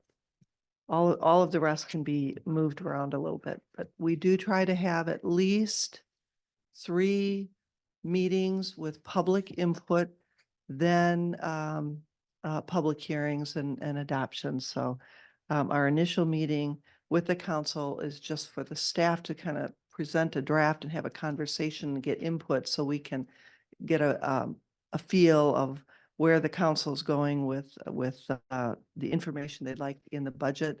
So typically we don't have public comment that very, very first meeting, but every meeting after that. And we want the public to participate in the process. Questions from council? I have a question. I'm looking at page 210. Mhm. And I'm looking at the department, the list of folks there. And I'm wondering, where is preservation? Where does that idea that's both in our general plan and our strategic plan, where does that rest in that list of very capable folks? That is under development services, under economic development. Okay, thank you. Other questions? Okay, and we're looking for a motion then to accept this calendar. You get public comment. Oh, excuse me. Good catch, Ernie. Thank you. Public comment. I have no one wishing to speak. No comment. Now you're ready. Now we're ready. Just for that, Ernie, I'm asking you to make the motion. Well, that's a long one. I don't know if Yeah. I can read this or not. Motion to accept the fiscal year 2024-2025 budget calendar as proposed. Second. All those in favor signify by saying aye. Aye. Opposed? Motion carries 7-0. We're on to the next item.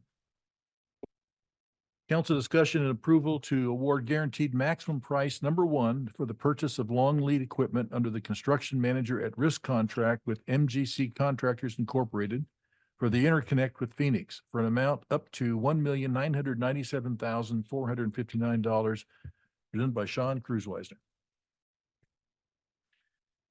Thank you, Mayor and Council. Before I start, I'd like to introduce the project team that's actually going to bring this project forward for the town.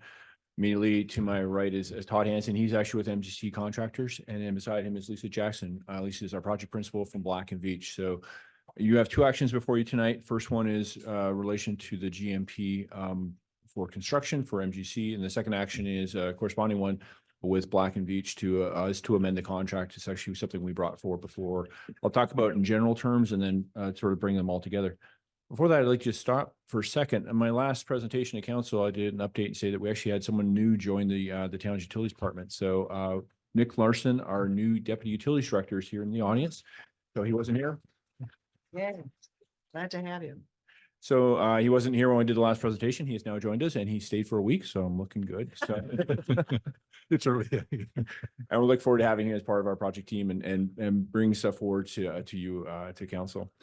So the action tonight is the award of the guaranteed maximum price number one to MGC Contractors. Taking a step back, this is in relation to the City of Phoenix Interconnect project. I'm trying to miss my words, but I think this is one of the most important projects for the town to improve the reliability of our water system. This provides us with a second way of providing water into our system. Right now, our system is very much has multiple single points of failure. What I mean by that, the town operates a water system that relies almost exclusively on one 16-inch pipeline that pumps water over 12 miles from the Cap Canal through a series of 4 inline booster pump stations, which are in vaults to our single water treatment plant. And that provides over 95% of our water. We have some wells in Desert Hills to help supplement the system. We are looking to look at the existing town wells, but really that's how we provide water to our customers right now. So anything that goes wrong with the pipeline, one of the booster pump stations, or even our water treatment plant can restrict our ability to provide water to our customers. Back in 2019, there's actually an intergovernmental agreement put in place. It's actually the end of 2018, beginning of 2019 is when Phoenix entered into it with City of Phoenix. Carrie Direct, town manager, was actually able to get this negotiated. The city had gone south of Carefree Highway and provided water service. That actually was historically a City of Phoenix water company area that they had purchased. So we were able to come to terms with Phoenix for them to take over service of that area. It's also domestic service and fire service south of Carefree Highway. But as part of that, the biggest thing to take away for the town was Phoenix agreed to a connection to their distribution system. It provided 2 connections, actually, an emergency connection for up to 60 days and actually a long-term connection to allow for up to 1,000 gallons a minute, which is equal to about 1.4 million gallons a day. 1.4 MGD is about half of our summer demand. So at this time of the year, we're actually producing about 1.4 million gallons a day. Why is that significant? It does not completely replace the town's need to run our own water treatment system and delivery system, especially during the summertime. But in the wintertime, like right now, the town could take off or turn off the pipeline, do major maintenance and repairs and upgrades to that system, and also do work at our water treatment plant, which currently when I first started to use the analogy, we're trying to repair the engines in the plane while we're flying in the air, because anything that happens means that we're in deep doo-doo if it doesn't come back. So our goal is with this, it provides the town with another supply, it provides us another way to actually improve the system moving forward. It is a very significant project. It's going to involve a new reservoir. The town purchased the site a few years ago as part of our project that kicked off to look at upgrading the CAP boosters and bring those above grade. So we purchased a new site that's located just north of Historic West, north of the Lowe's. It's the last parcel in Cave Creek. It's 3.6 acres, I believe. And we're going to put a new storage reservoir at that site and a dual zone booster station. So any connections we're to do any other systems, you'd want to bring it into a reservoir. You can do treatment. And then the dual zone boosters, because where it's situated in our system is at the lower end of our pressure zones, we need to be able to move that water north to truly make it effective. So We're having to reconfigure the distribution system a little bit. So when this water comes into the system, we can send it north.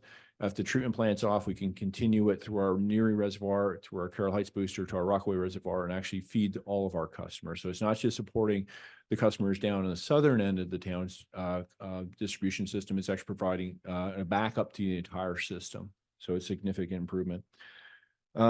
This is a very large project for the town of Cave Creek to undertake. It's the single largest capital project, and it's probably, in my mind, the most significant project the town's undertaken since the town, after purchasing the water system, we immediately went into an upgrade project to rebuild the water treatment plant, rebuild the Neary site, rebuild the Carroll Heights, and rebuild the Rockaway Reservoir site. So again, this is sort of 2.0 for the town's water system. It's adding that next level. And it is a very significant undertaking for the town. I don't joke around that about the costs involved. We are following on what City of Phoenix agreed to do as part of the IGA that's in place with them, is that they are actually doing concurrent projects to tie on to the town's water system. So they're bringing a new 16-inch water line up Cave Creek Road.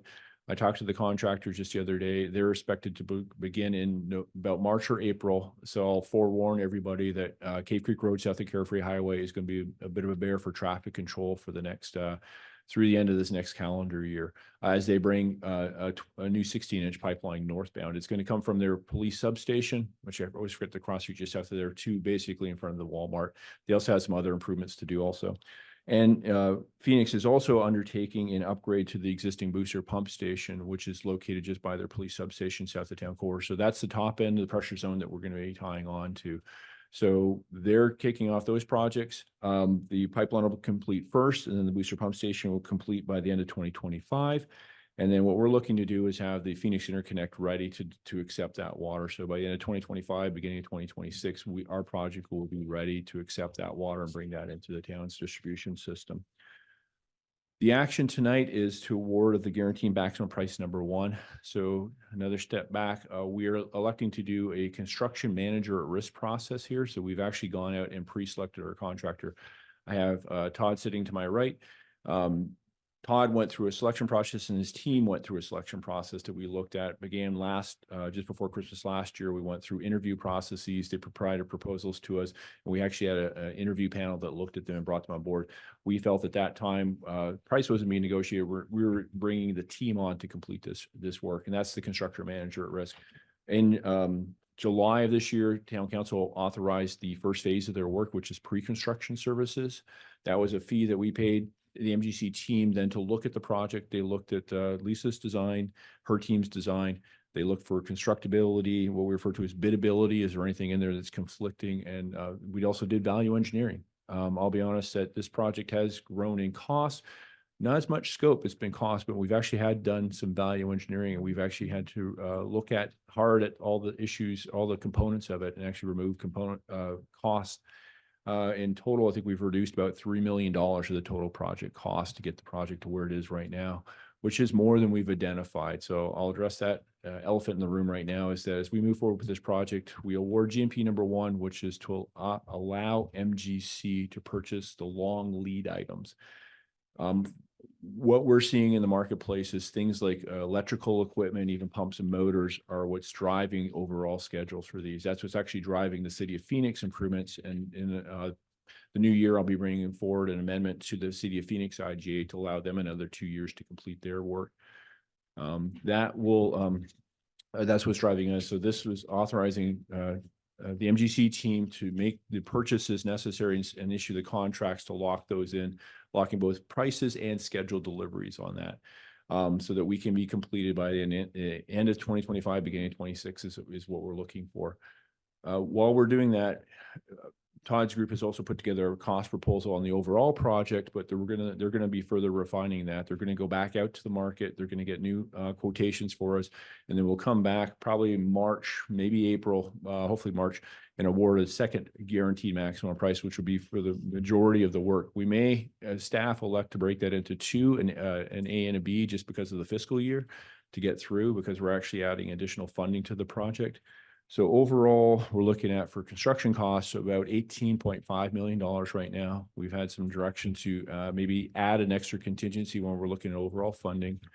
We have, and the other actions ahead of you tonight is actually the award of the construction phase services with Black and Beach. So in total, moving forward, we need to find some additional funds to complete this project. Staff is recommending that council look towards to keep the project on track. And because we do not believe that the cost, and Todd, if he can speak to this, or if you want to ask Todd to speak to this, that the costs are not going down for this type of construction. It's only going up. So while it's hard to undertake a project this large, we believe staff that we have presented an option where we think we can use general fund dollars to actually help supplement the utility enterprise fund. And as we move forward, we'll look for other grant opportunities. We're actually, we have a water infrastructure finance authority loan that's helping finance this project, but we could not ask for all the funding because we had to maintain debt service ratios in the water company. We have asked for congressional discretionary grant funds. We'll continue to seek those funds, and we'll continue to seek any other funding opportunities which would help us bring this project to fruition. As well as we'll look towards looking at updating rate models to see how we could potentially help pay back the general fund. I don't envision this to be a grant from the general fund to the utility enterprise. This would be an intergovernmental loan to the enterprise fund to allow the town to complete this project at this time. And then we'd have to figure out how to pay that back. But again, I think the significance and the improvements that this is going to make for the town it's necessary. So by doing the action tonight and awarding a GMP, effectively we're starting the project. But again, all the monies aren't being identified in tonight's actions. Those will come later at future actions for you. So with that, I can answer any questions. Right now, the thought would be talking with Todd and his team is that they would actually physically kick off construction March, probably more of the April timeframe at the actual site itself. And be complete. So you're not going to see any activity on site. We'll probably end up putting down a project sign because we are tied to the Water Infrastructure Finance Authority. We actually have a specific sign that we have to put up. So we'll probably get those set at the project, which shows that we actually are being funded by the EPA backstop on that. So because we do have federal funds involved, we have specific requirements that we have to meet. It's all been put into the MGC contract, but there's a Davis-Bacon prevailing wage requirement that we have to do. There's also Buy American Iron. I don't know if it's Buy Iron and Steel or just Buy American requirements that are part of that too. So I'm not gonna say that's adding to the overall cost, but it just has a nuance of complexity is something that we have to manage as staff to make sure that we have all our paperwork in a row. When we submit our applications at the end, we'll probably get an audit to make sure that we follow through and everything. And we built that into our contracts, and we were looking to get a sub-consultant to help us manage all that as staff. So with that, again, the action right now is just to award the pre-construction the long lead item purchase. And then with that, I can stop and answer any questions. And the follow-up will be to ask council to authorize the action with Black and Beach to have Black and Beach help us on board with construction phase services, which is something that we talked to council about before, but I'll get into that after this first action. With that, I'll stop. Council member. Sean, you've had a hell of a ride. It's just started. Will this interconnect deliver only treated water? Would it ever be delivering raw, for example, CAP water? No, we're tying on to the City of Phoenix distribution system. So this is the water that they provide to their customers south of Carefree Highway. So it will meet all of our requirements for potable water. Yes. We believe the challenge may be because we're at the top end of the City Phoenix system. We believe as a project team that we'll actually help the City Phoenix system by moving water north in their system. But we have to account for the fact that once it comes in our system, it's going to be, it's coming from their Union Hills treatment plant, which is down by the Cap Canal and Cape Creek Road. Thank you. Other questions? Nope. Councilmember Bunch. Sean, I'm sitting here looking at this stuff this huge packet that we got for this meeting. And it's not, the page is not, 226 of 413. And it's got general conditions costs. That looks like that's part of agenda item 4 that we're talking about. The very first item on there is clear and grub. So obviously we're talking about that 3.63 acre site. And it's got a unit price of 20 grand. That is correct there. Part of that though on the clear and grub is we've got a salvage program in there as well. So there's several, I don't know, 9 trees that we're salvaging and then I think 10 saguaros as well. Okay. So it's that- kind of complex as All right. Well, that was my question because we've got backhoes and all and graders and all that stuff. I was just wondering why the heck we're paying somebody to blade it. But if we're salvaging too, then never mind. My questions have Okay. gone away. Thank you. okay. Questions from this end? Will these be variable speed pumps?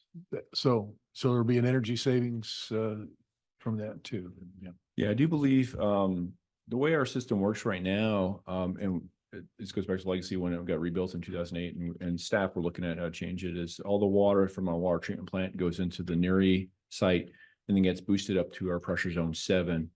Then to go down south in Cape Creek Road, we have a large PRV, which reduces pressure to get down to pressure zone 4. And then we have another large PRV, which reduces it to pressure zone 1. So we're actually wasting energy in effect in the system. With this site, what we set it up to is actually to bring the water in where the site is located in our pressure zone 1, but we're actually going to reconfigure the 16-inch pipeline in Cape Creek Road. So it can be fed from this site to pressure zone 4. So Neary does not have to supply all the water down south. We have options now, but this site will actually, I think, be better because the pumps will be sitting properly and we're not cutting the pressure immediately after we do it. We size them properly. And there'll be variable frequency drives that allows them to fluctuate more and better meet the demands and be more efficient overall. Will this project create stress or relieve stress on our wastewater system? Going to create stress for staff, but no, it won't have no real direct impact on the wastewater. It won't have any direct impact. We're actually, the site's not even connected into our system. Our wastewater system, it doesn't need one at this point. I knew the answer with regard to stress on staff. Yeah. Sean, I have a question too, and this one is, I'm looking at the schematic that you included in the packaging. And remembering how much fun our neighboring town had when they put in a big tank. And I'm wondering if there's any public information about what this will look like when it's finished, so people driving by and see that grubbing and scraping and they're just gonna freak out. And is there an image somewhere where they could I was planning to actually, we've actually just recently had Lisa's group, one of her sub consultants, do a new rendering of the site because we actually did change the site wall. It was supposed to be originally a concrete masonry unit, a CMU block wall. We changed that out for cost savings to a metal wall, which we think is actually very aesthetically pleasing. We actually had new renderings of that. And then Carrie's presentation tonight actually have the newest rendering in there. We actually have 3, 1 from Cape Creek Road and 2 from the backside of the site. I'd like to actually host a public meeting with the neighbors, get that information out to everybody, and then actually also make that available on our website so everybody can see that, what's this going to look like. It is a very large site. It's about 3.6 acres. There is a fairly substantial wash that cuts through it, so it actually bisects it a little bit. So while it looks big in paper, when you start putting, it's a 1 million gallon reservoir. That's the same size as our Neary site. It'll be a concrete reservoir and partially depressed so that the bottom is below grade. So it's not going to, you're not going to see the full mass of that reservoir also. So, but we do have some renderings that we can share both with council. Carrie has the one rendering in her presentation at the end of the meeting, but we'll make sure that everybody's aware of that, can have access to that. Thank you. Seeing no further questions, there's public comment on this. I have none on this item. Okay, so we are looking for a motion. Mayor, I'll do it. Stick my head on out here. Motion to approve and award guaranteed maximum price number 1 for the purchase of long lead equipment under the construction manager at-risk contract with NGC Contractors Incorporated for the interconnect with Phoenix for an amount up to $1,997,459. Second.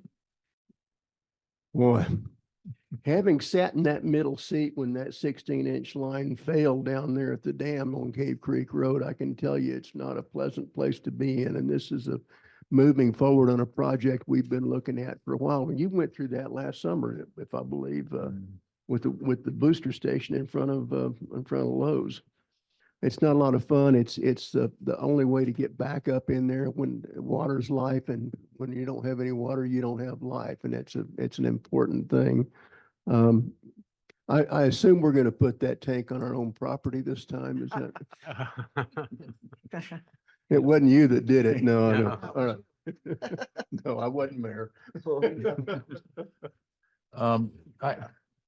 My comments as a second is I'm personally invested in this site, have been for 10 years. This is one of the primary reasons that I'm sitting on this council, was to get the water company water system safe, reliable, get the hydrants fixed, just everything. And so I'm completely invested in this project. And I'm a couple reasons why I'm interested in this one here is, first of all, Phoenix is already ahead of us. They've already purchased their equipment. So our partner is moving forward on this. And that was a big question I had. And we developed the information that they've already bought pipe and electrical equipment, long lead items. The second thing is echoing what Ernie said. This is essential to the habitability of Cave Creek and Desert Hills. These communities have maybe 24 hours of water, and then what do? Your restaurants are down. You can't fill anything. There's no water for anywhere. So there's 5,000 accounts, roughly 4,500 accounts that absolutely depend upon this, and we have a very, very unreliable system with all the single points of failure in many places. This takes a lot of those out of there. Doesn't take them out, but it gives us an alternative so that we have time to fix things and to take care of problems on the main line, our treating. Second, third is we can afford this. This is an affordable project. We have a robust, healthy general fund that can smooth out the cash flow. So that money can be transferred in to cover the divots, and then the money comes back from the water companies when the finances clear up and the high cash flow, and then we're paid back. So on a long term basis, and our rates are done on a 5-year basis, and this is probably break even on just a little bit more than 5 years. So it's affordable, and the water companies are going to see a dramatic improvement in 2028. And this is a water project. And by using general fund to smooth out that cash flow, beginning 2028, the money starts to pile in as the original purchase bonds are paid off. So I am highly in favor of this project. Everybody's looking at me. Yeah. Okay. Other comments from the left here? Seeing none? No. None this side? Okay, so this is definitely financial. It is. A little. Councilmember Augurton. Councilmember Bunch. Yes. Councilmember Alcoma. Yes. Councilmember McGuire. Yes. Councilmember Rhodes. Aye. Vice Mayor Royer. Yes. Mayor Morris. Aye. So the measure passes 7-0. You needed that money. Okay, so the next item on the agenda is the council discussion approval of the second amendment to the existing professional services contract with Black and Veatch Corporation to add construction phase services and design of the Central Arizona project for raw water booster, pump station, and reservoir to the new Phoenix Water Interconnect site. Ron Cruz. Thank you, Mayor and Council. So this is the companion to the actual kickoff of the project, but there's actually a little add to it. So let me talk to that. And then we talked about initially is we selected Black and Veatch through a selection process, and back in March of 2021, we brought Lisa and her team on board to actually help the town out. The initial project was to look at and help us evaluate the town's water treatment plant. And the second phase of that same scope was to look at how to start the City of Phoenix Interconnect. We already had the intergovernmental agreement in place. We didn't know the mechanism. So that was a project that they undertook. We actually came to council. We talked about different options, alternatives, and settled it on the site that we have right now, which is, the town had purchased the property for the Cat 4, to relocate the Cat 4 booster pump station. It was large enough to accommodate the reservoir and the dual zone boosters. That was the preferred method. So that's what kicked this off. We did an amendment to allow for, once that initial project was done, to allow for detailed design phases. So The Black and Veatch group is wrapping up detailed design. But at that time, we told council we'd be coming back to do a construction phase services. Why we didn't do it at the same time is because it's the level of effort that's tied to the construction schedule. So we had to wait for Todd's group or get Todd's group on board on the project and MGC to actually know what the schedule is so that Lisa could then build in, the staff time involved, and we can have discussions on the number of submittals and other clarifications. So this is going to, the first phase of the scope is to allow Black and Veatch to assist the town and assist the MGC in completing the project and getting us through the end goal here. We're using this opportunity to also add a piece of scope to the project. So when we designed this site initially, and it dates back quite a while, we actually looked at this. We purchased the property as a way to relocate the Cat 4 booster pump station. We do have 4 inline booster pump stations, 2 of which are located in the public right of way inside vaults, which are very constrained. There was a recommendation several years ago to rebuild these sites and bring them up above grade. Cat 4, as we refer to, is just north of Carefree Highway. It's in front of the Lowe's. That's the one that we actually had the failure this past summer with a pump that was damaged.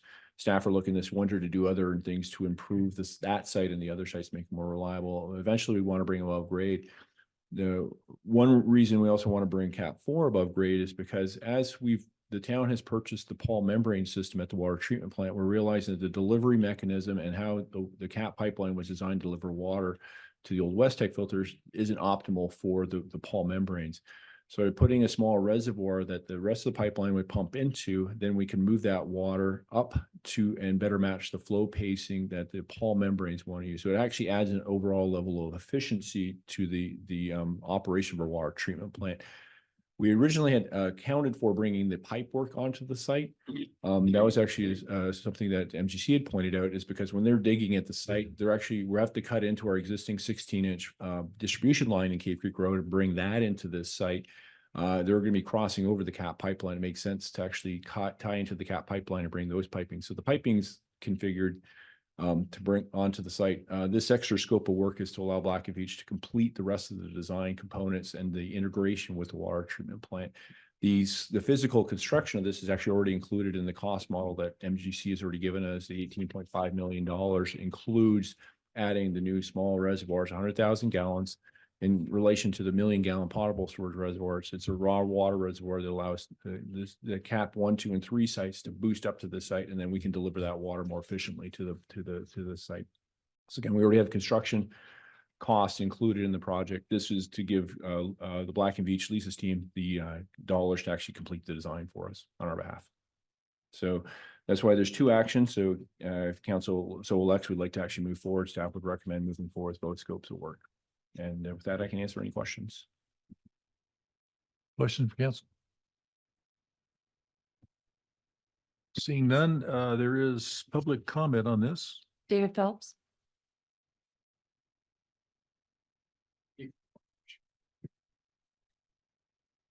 David Phelps, town resident. So for the approval of the second item on this Cap raw water booster pump station and reservoir. One, we have a history of not paying back intergovernmental loans in our town. We don't do it with sewer system. We don't do it with the water system. So while I appreciate Sean's clarity on taking a loan from the general fund to kind of balance this out, we really don't have the ability to ask for the money back once we loan it, historically anyway. I'm not for doing the construction other than doing the planning for the construction. I think the future should start paying for some of these dreams that we have about bringing the CAP booster sites above grade.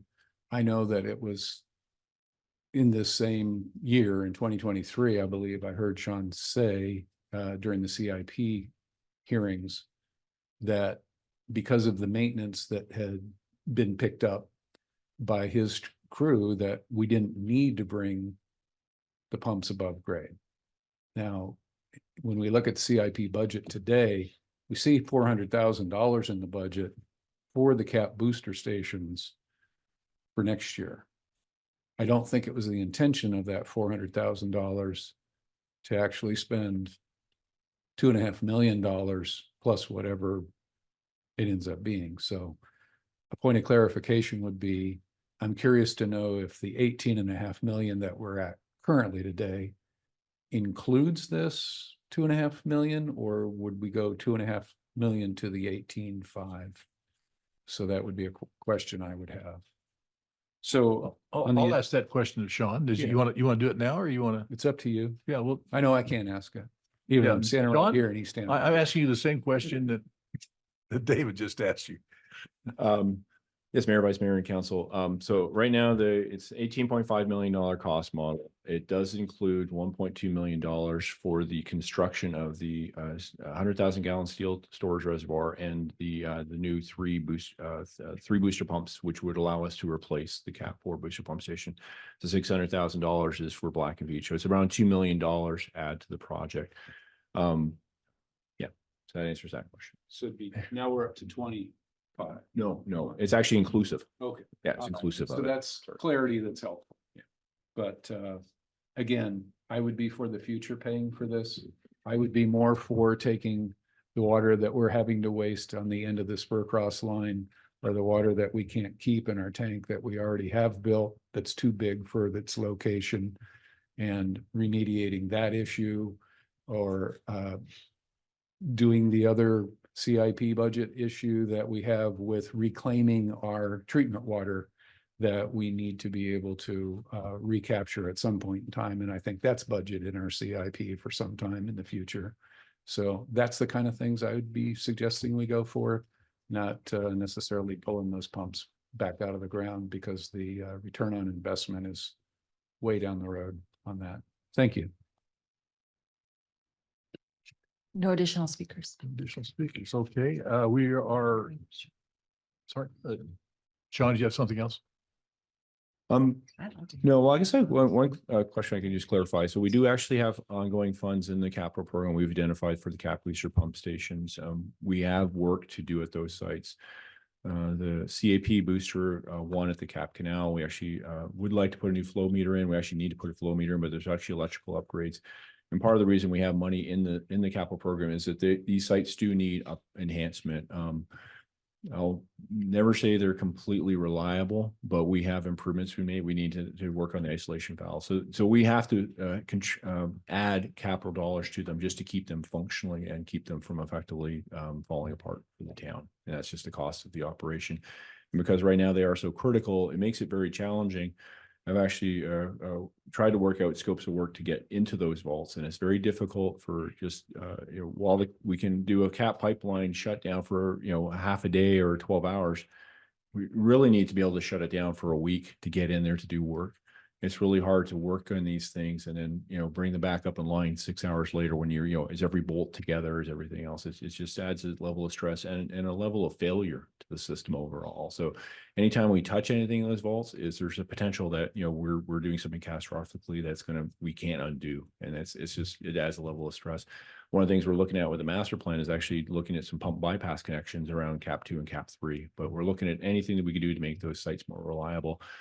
Our thought was Cap 4 is we still have 3 failure points downstream of it, but it does make it better. It makes a better delivery system to the Paul treatment units at the treatment plant, which helps us make the treatment plant more efficient overall and helps us save water. Right now, the West Tech units, while they work reliably, they waste a lot more water than the Paul units, and we'd like to make the Paul units more efficient overall to actually help our overall water conservation goals for the town.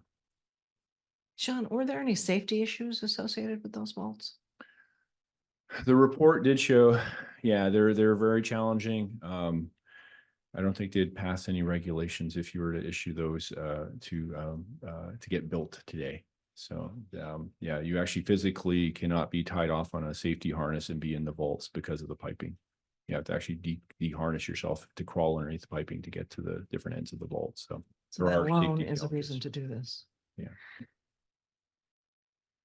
Mayor, am I asking you a question? Yes. Sean, you very seldom bring us anything that doesn't cost money or cost more. I noticed that there's no numbers associated with this second thing. Is that accurate? The second Procedurally, if there's money involved, we need to do a different kind of vote. Oh, that must have been my mess up. Yeah, in the recommendation, it should have the authorization. No, it's there, the 2 point, sorry, I had the wrong next item up Yeah, there. where, So the amount is not to exceed $2,498,877, and that includes the two items that I mentioned. One was the construction phase services, and which was let me see here, $1,856,000 and 681. And then if we want to add the design of the Cat 4 booster site and reservoir, that's $642 and $196. What's the total dollar amount? So $2,498,877. It should be in your recommendation. It is not in here. Nope. Oh, So say one more time, just 249, what? 2,498,877. I'm looking at the motion. Yeah, That's I the know. recommendation. Page 362. It didn't get picked up on the agenda, but it's in your packet on page 362 under the recommendation. 362. needs to be a part of the motion. Okay, there we go. Why don't you amend that motion while we're waiting here and asking questions, and you have it ready to go so somebody can read it.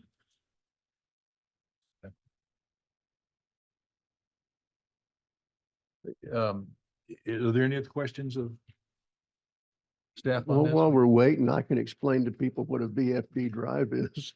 No, I'm sure everybody's really interested in that. It really is. To me, yes, but But you know what? We're talking about all the time. They don't have any idea. And he's amending that motion right now. So voltage United States is 120, 240, 480. And what they do with the VFD is our electricity runs on 60 cycles here. Europe is 50 cycles. What they do is they range anywhere from 15 cycles to 120 cycles per second in order to change the speed of that drive. So that's what a VFD, in case y'all wonder what we've been talking about. How'd I do? Ready for broadcast. Yeah, is that a part of the motion? okay, so the total motion for what Teresa just handed me for an amount up to $2,498,977. Excuse me. $2,498,977. 877. Well, Teresa's made another mistake this year. I can change it. It's not me this time from 877. that. I just love it. She catches me all the time, so I enjoy it. So this price isn't gonna rise? This is the Black and Veatch. This is Lisa's estimate for us based on the level of effort that she sees based on the scope. So yeah, they've been very accurate to date. So I'm not sure if Lisa, if you want to make a comment about that. Currently on the design, even though there's been a significant amount of value engineering, we're past 90% and about 80% of our budget. So I feel relatively confident that this is going to be what it needs to be. Yeah. And we can use extra funds if Sean has extra issues that we need to address. Or I can give it back. It's my goal at the end. Giving back is good. Yeah. Yes. I don't want to use it if we don't need it. So this gives us a more of a not to exceed. It's not a lump sum. It's so with professional services, it's, we get the billings and it's based on an level of effort that Lisa and I had discussed. And then she did an estimate on the number of hours based on the staff level of involvement is how we came up with this estimate. Thank you. Yeah. Okay, so we're looking for a motion here We've got the numbers. with the numbers. Who's? Was it Okay. 2,498,877? Yes, you want. I'll do it. Oh, yeah. I can read that. Motion to approve the second amendment to the existing professional services contract with Black and Veatch to add construction phase services and design of the Cap 4 raw water booster pump station and reservoir to the new Phoenix Water Inconnect site for an amount up to $2,498,877. Second. Okay, this is, well, this comments. Yeah, it's just one more thing that's going to make the system better, more reliable and safer because years ago, we actually approved in the budget then elected not to do it to bring all of those booster stations above ground and put them in a block enclosure all the way up the road. We elected not to do that because we went this direction, but if we can make one of them safer and easier to work on, that's a pretty good deal to begin with, since we've already, and have things centralized, at least for the booster interconnect site and the booster station.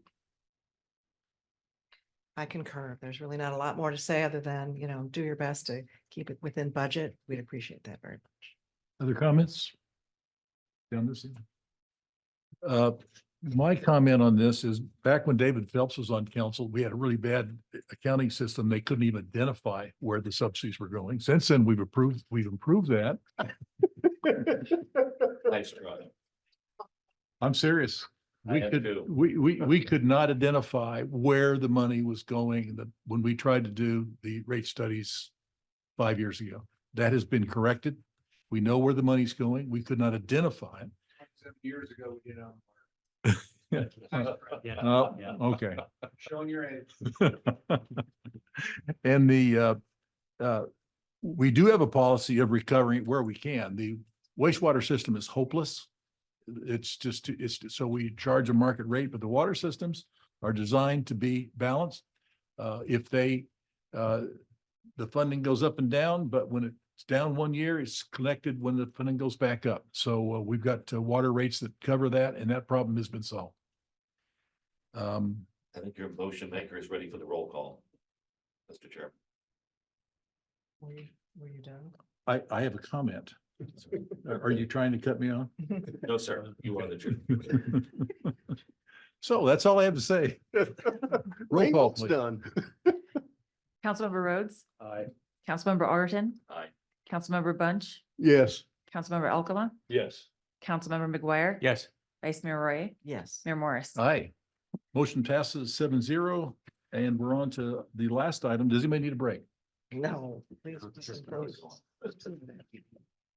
Council discussion approval of the termination of the development agreement between the town of Cave Creek and LS and SS Properties Incorporated related to the water utility infrastructure improvements required for the Continental Estates subdivision. Briefly. Oh, I heard my cue is briefly. Did somebody forget their water bottle? Oh, that's yours. Oh.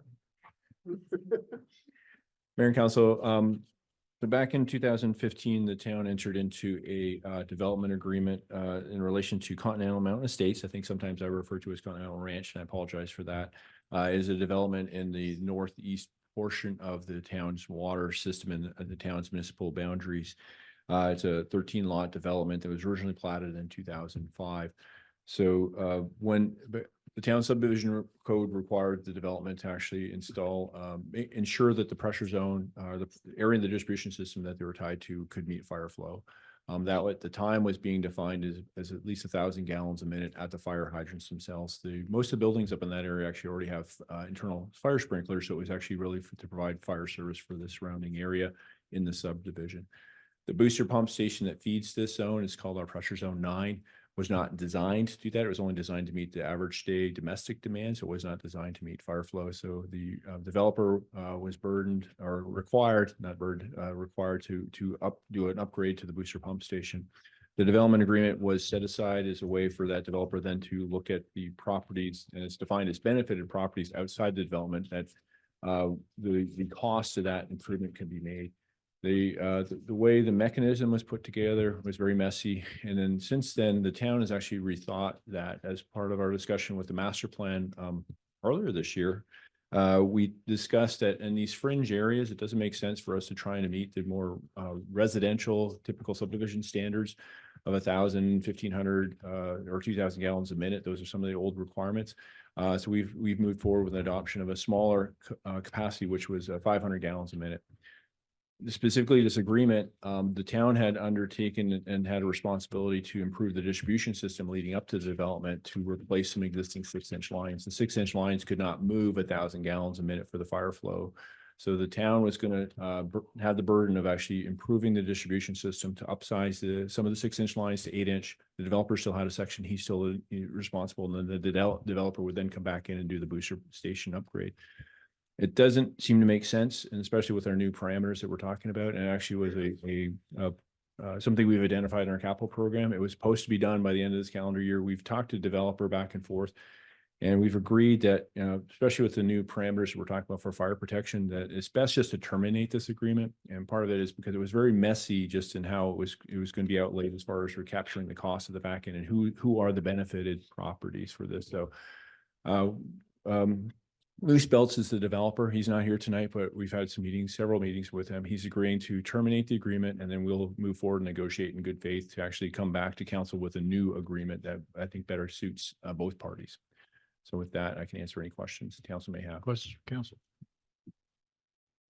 Seeing no questions, we're looking for a motion. Oh, public comment, excuse me.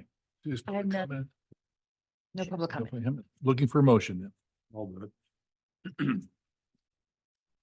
Motion to approve termination of the existing development agreement between the town of Cave Creek and LS and SS Properties, Inc., related to the water utility infrastructure improvements required for the Continental Mountain Estates subdivision. Second that. Okay, Dusty, do you have any comments? No, this would have been a $500,000 that would not be wisely spent. So if we can negotiate that price down, and this will, that's a much better investment.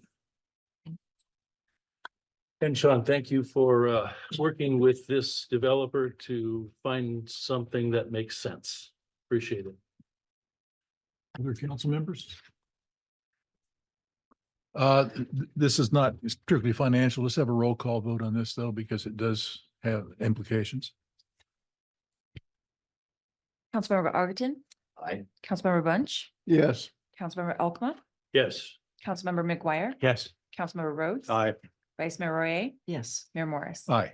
Motion passes 7-0. We're on item number 7, which is council presentation of the year in review, presented by the town manager, Carrie Dyer.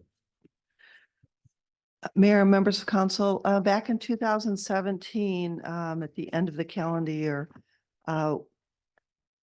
we as staff had a conversation of everything that we're doing, and it would be important to have a year in review to look back, because people forget how much work we do with such a small staff.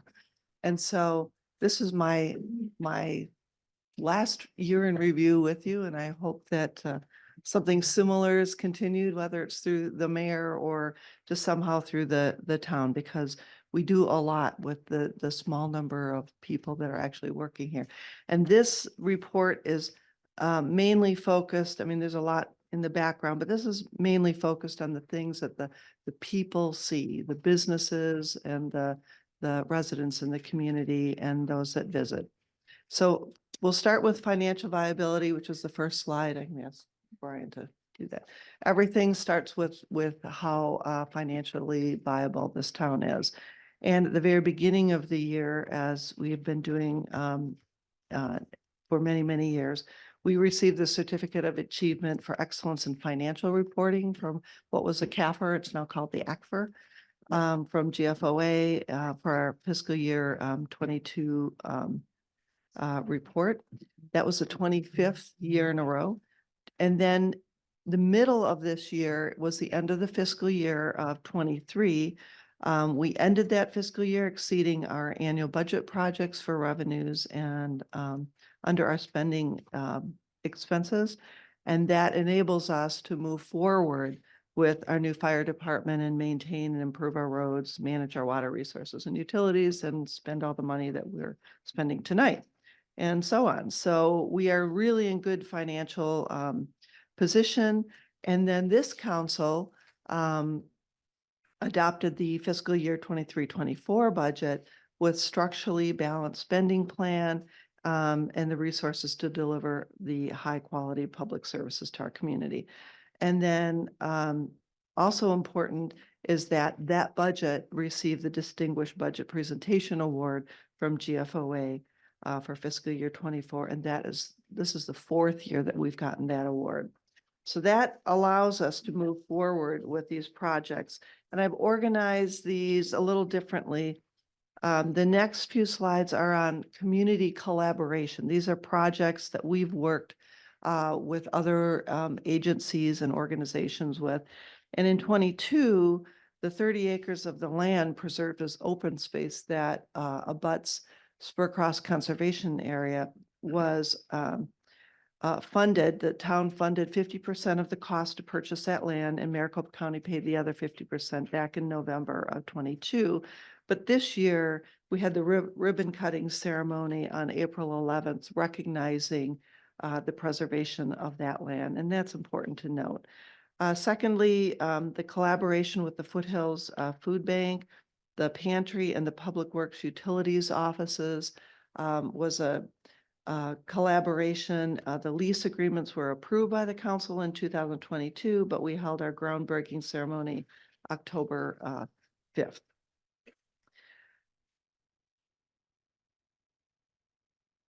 We also have community collaboration with our Cave Creek Rodeo. And we're going to talk more about specifically for this year under the infrastructure improvements. And the local landmarks program was adopted in 2021 by the council by resolution. This year, 7 new entities were recognized, being Desert Foothills Library, Horny Toad Restaurant, Buffalo Chip Saloon, El Encanto Indian Village, Black Mountain Feed, and Sans Souci French Restaurant. So we continue to work on that project. And this is the rodeo. We'll talk more about the Cave Creek Rodeo in our infrastructure plans. So next we go to the Cave Creek Town Core. There's been a big focus the second half of this calendar year with projects and of course, starting with the Town Core Plan. We've held 2 public meetings to get input. We created the web page and allow public to review and comment on the core plan that way. The Planning Commission had a couple of public meetings, and as we announced earlier, they'll have a public hearing and meeting this Thursday.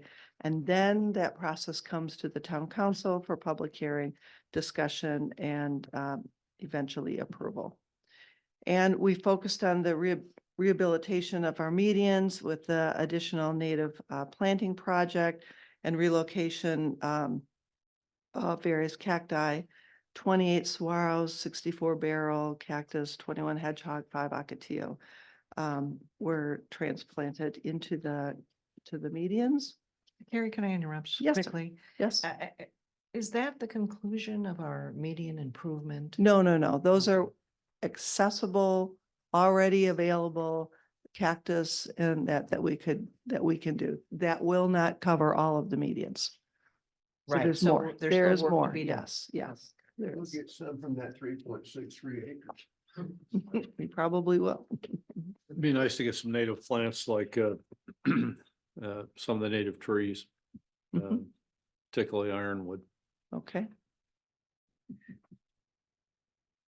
Okay, and then the next slide is the pathways. So we went over the presentation of what we're currently doing, but we are focusing on the town core and adding to and improving the pedestrian pathways for our safety. That's been a key discussion, also with the pedestrian traffic safety. And the town core crosswalks, we've already commenced design of the 3 rapid rectangular flashing beacon sites. And staff is looking into other means of slowing down the traffic as they enter into the town core.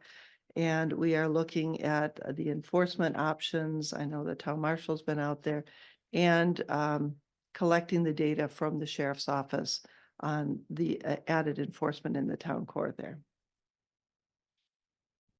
Okay, the next.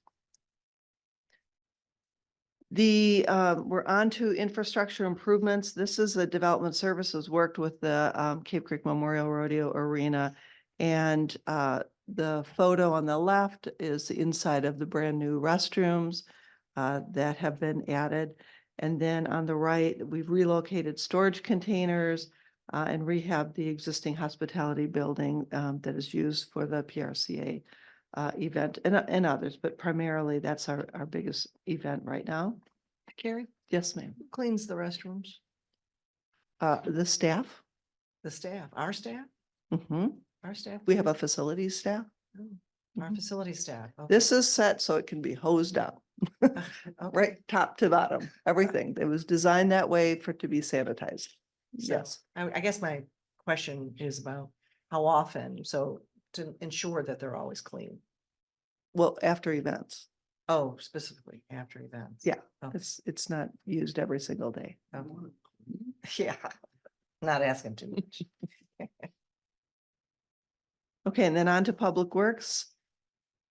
The big hit was the damaged welcome sign and our engineer came to the rescue and found a business that could actually replace it with very, very close monument sign, and that was installed right after Thanksgiving. They've been working on their road projects. A Royal Road connection has been made, and that is the making the final connection within our right of way and the easements to the east. And so the before and after photos are shown. Next is the Public Works Morning Star and 54th Street rehabilitation on the next page, next slide. And that shows the before and after from the spring rains and all the deep potholes project that they had in the budget.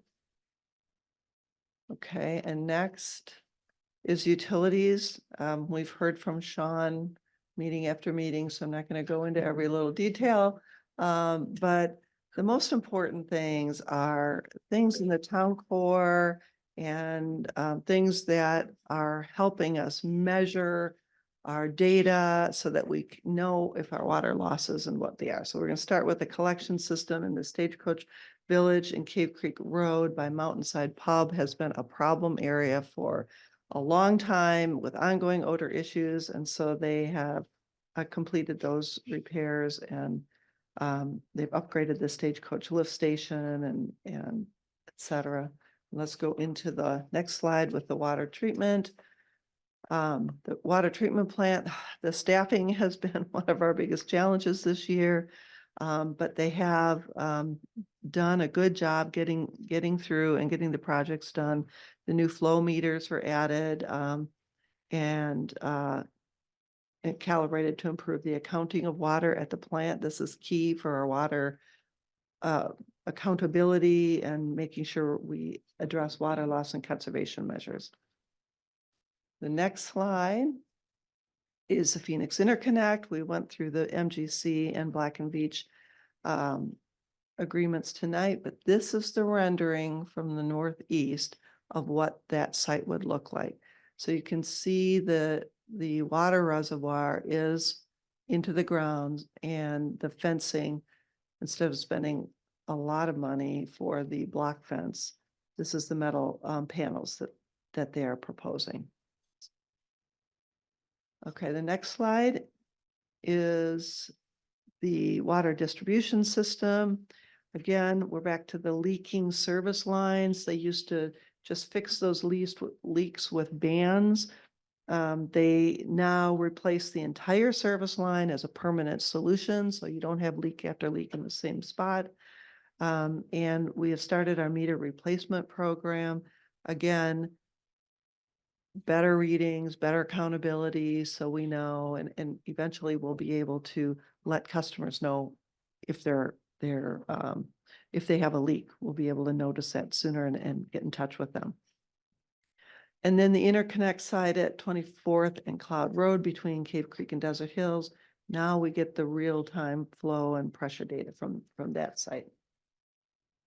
And then infrastructure improvements with public safety. This year in January 3rd was the first anniversary of the startup of our Cave Creek Emergency Fire and Medical Services. And on January 9th, the town accepted the Firehouse Subs Public Safety Foundation grant for $28,743. And we took delivery of that EMS trail ATV on June 1st. And so that photo is shown. And then the council approved November 6th, the contract for the remodel of Cave Creek Fire Station. And that will be completed the end of 2024. The rendering is in the photo on the bottom left. And the second review or the second go round on the permit is out for review with staff, and we're hoping to finalize that and get that back out this week so we can move on giving them we're ready to go sign so that we can complete the project on time. And that's an entire year in a nutshell. There's a million other things. We all have a hard copy of that. This is, I can send you a PDF. This will be on our website and will be shared. I know, but I want a hard copy. Yeah. That's have it? mine. That's all written. That's it. I cut a lot out because it's too long and we had a long meeting. Very good, Carrie. Yeah. Thank you so much to you and all your staff. Mhm. Well done, that's right. Questions or comments from council? Well, there you go. Thank you.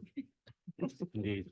It's been a great year, Carrie, and as you wind down your career, you got some accolades tonight from just regular people in town, and I want to add mine and just say we thank you for all you've done for the town, and there's some great achievements in here. I mean, Spur Cross, the fire company, it just goes on, and the town's safer, the water's better. The roads are bad. The roads are better. There is no area of the town that you and staff have not improved. So It's congratulations. been a big team effort, I'm just up here and I got all these people that are really good workers and they just get the job done. They come together. And to those in the room, thank you too. Yes, Mhm. all of you. Oh, we have public comment. Do we have any public? None. None. With that, we're looking for a motion to adjourn. Motion to adjourn. All in favor? Aye. Meeting adjourned.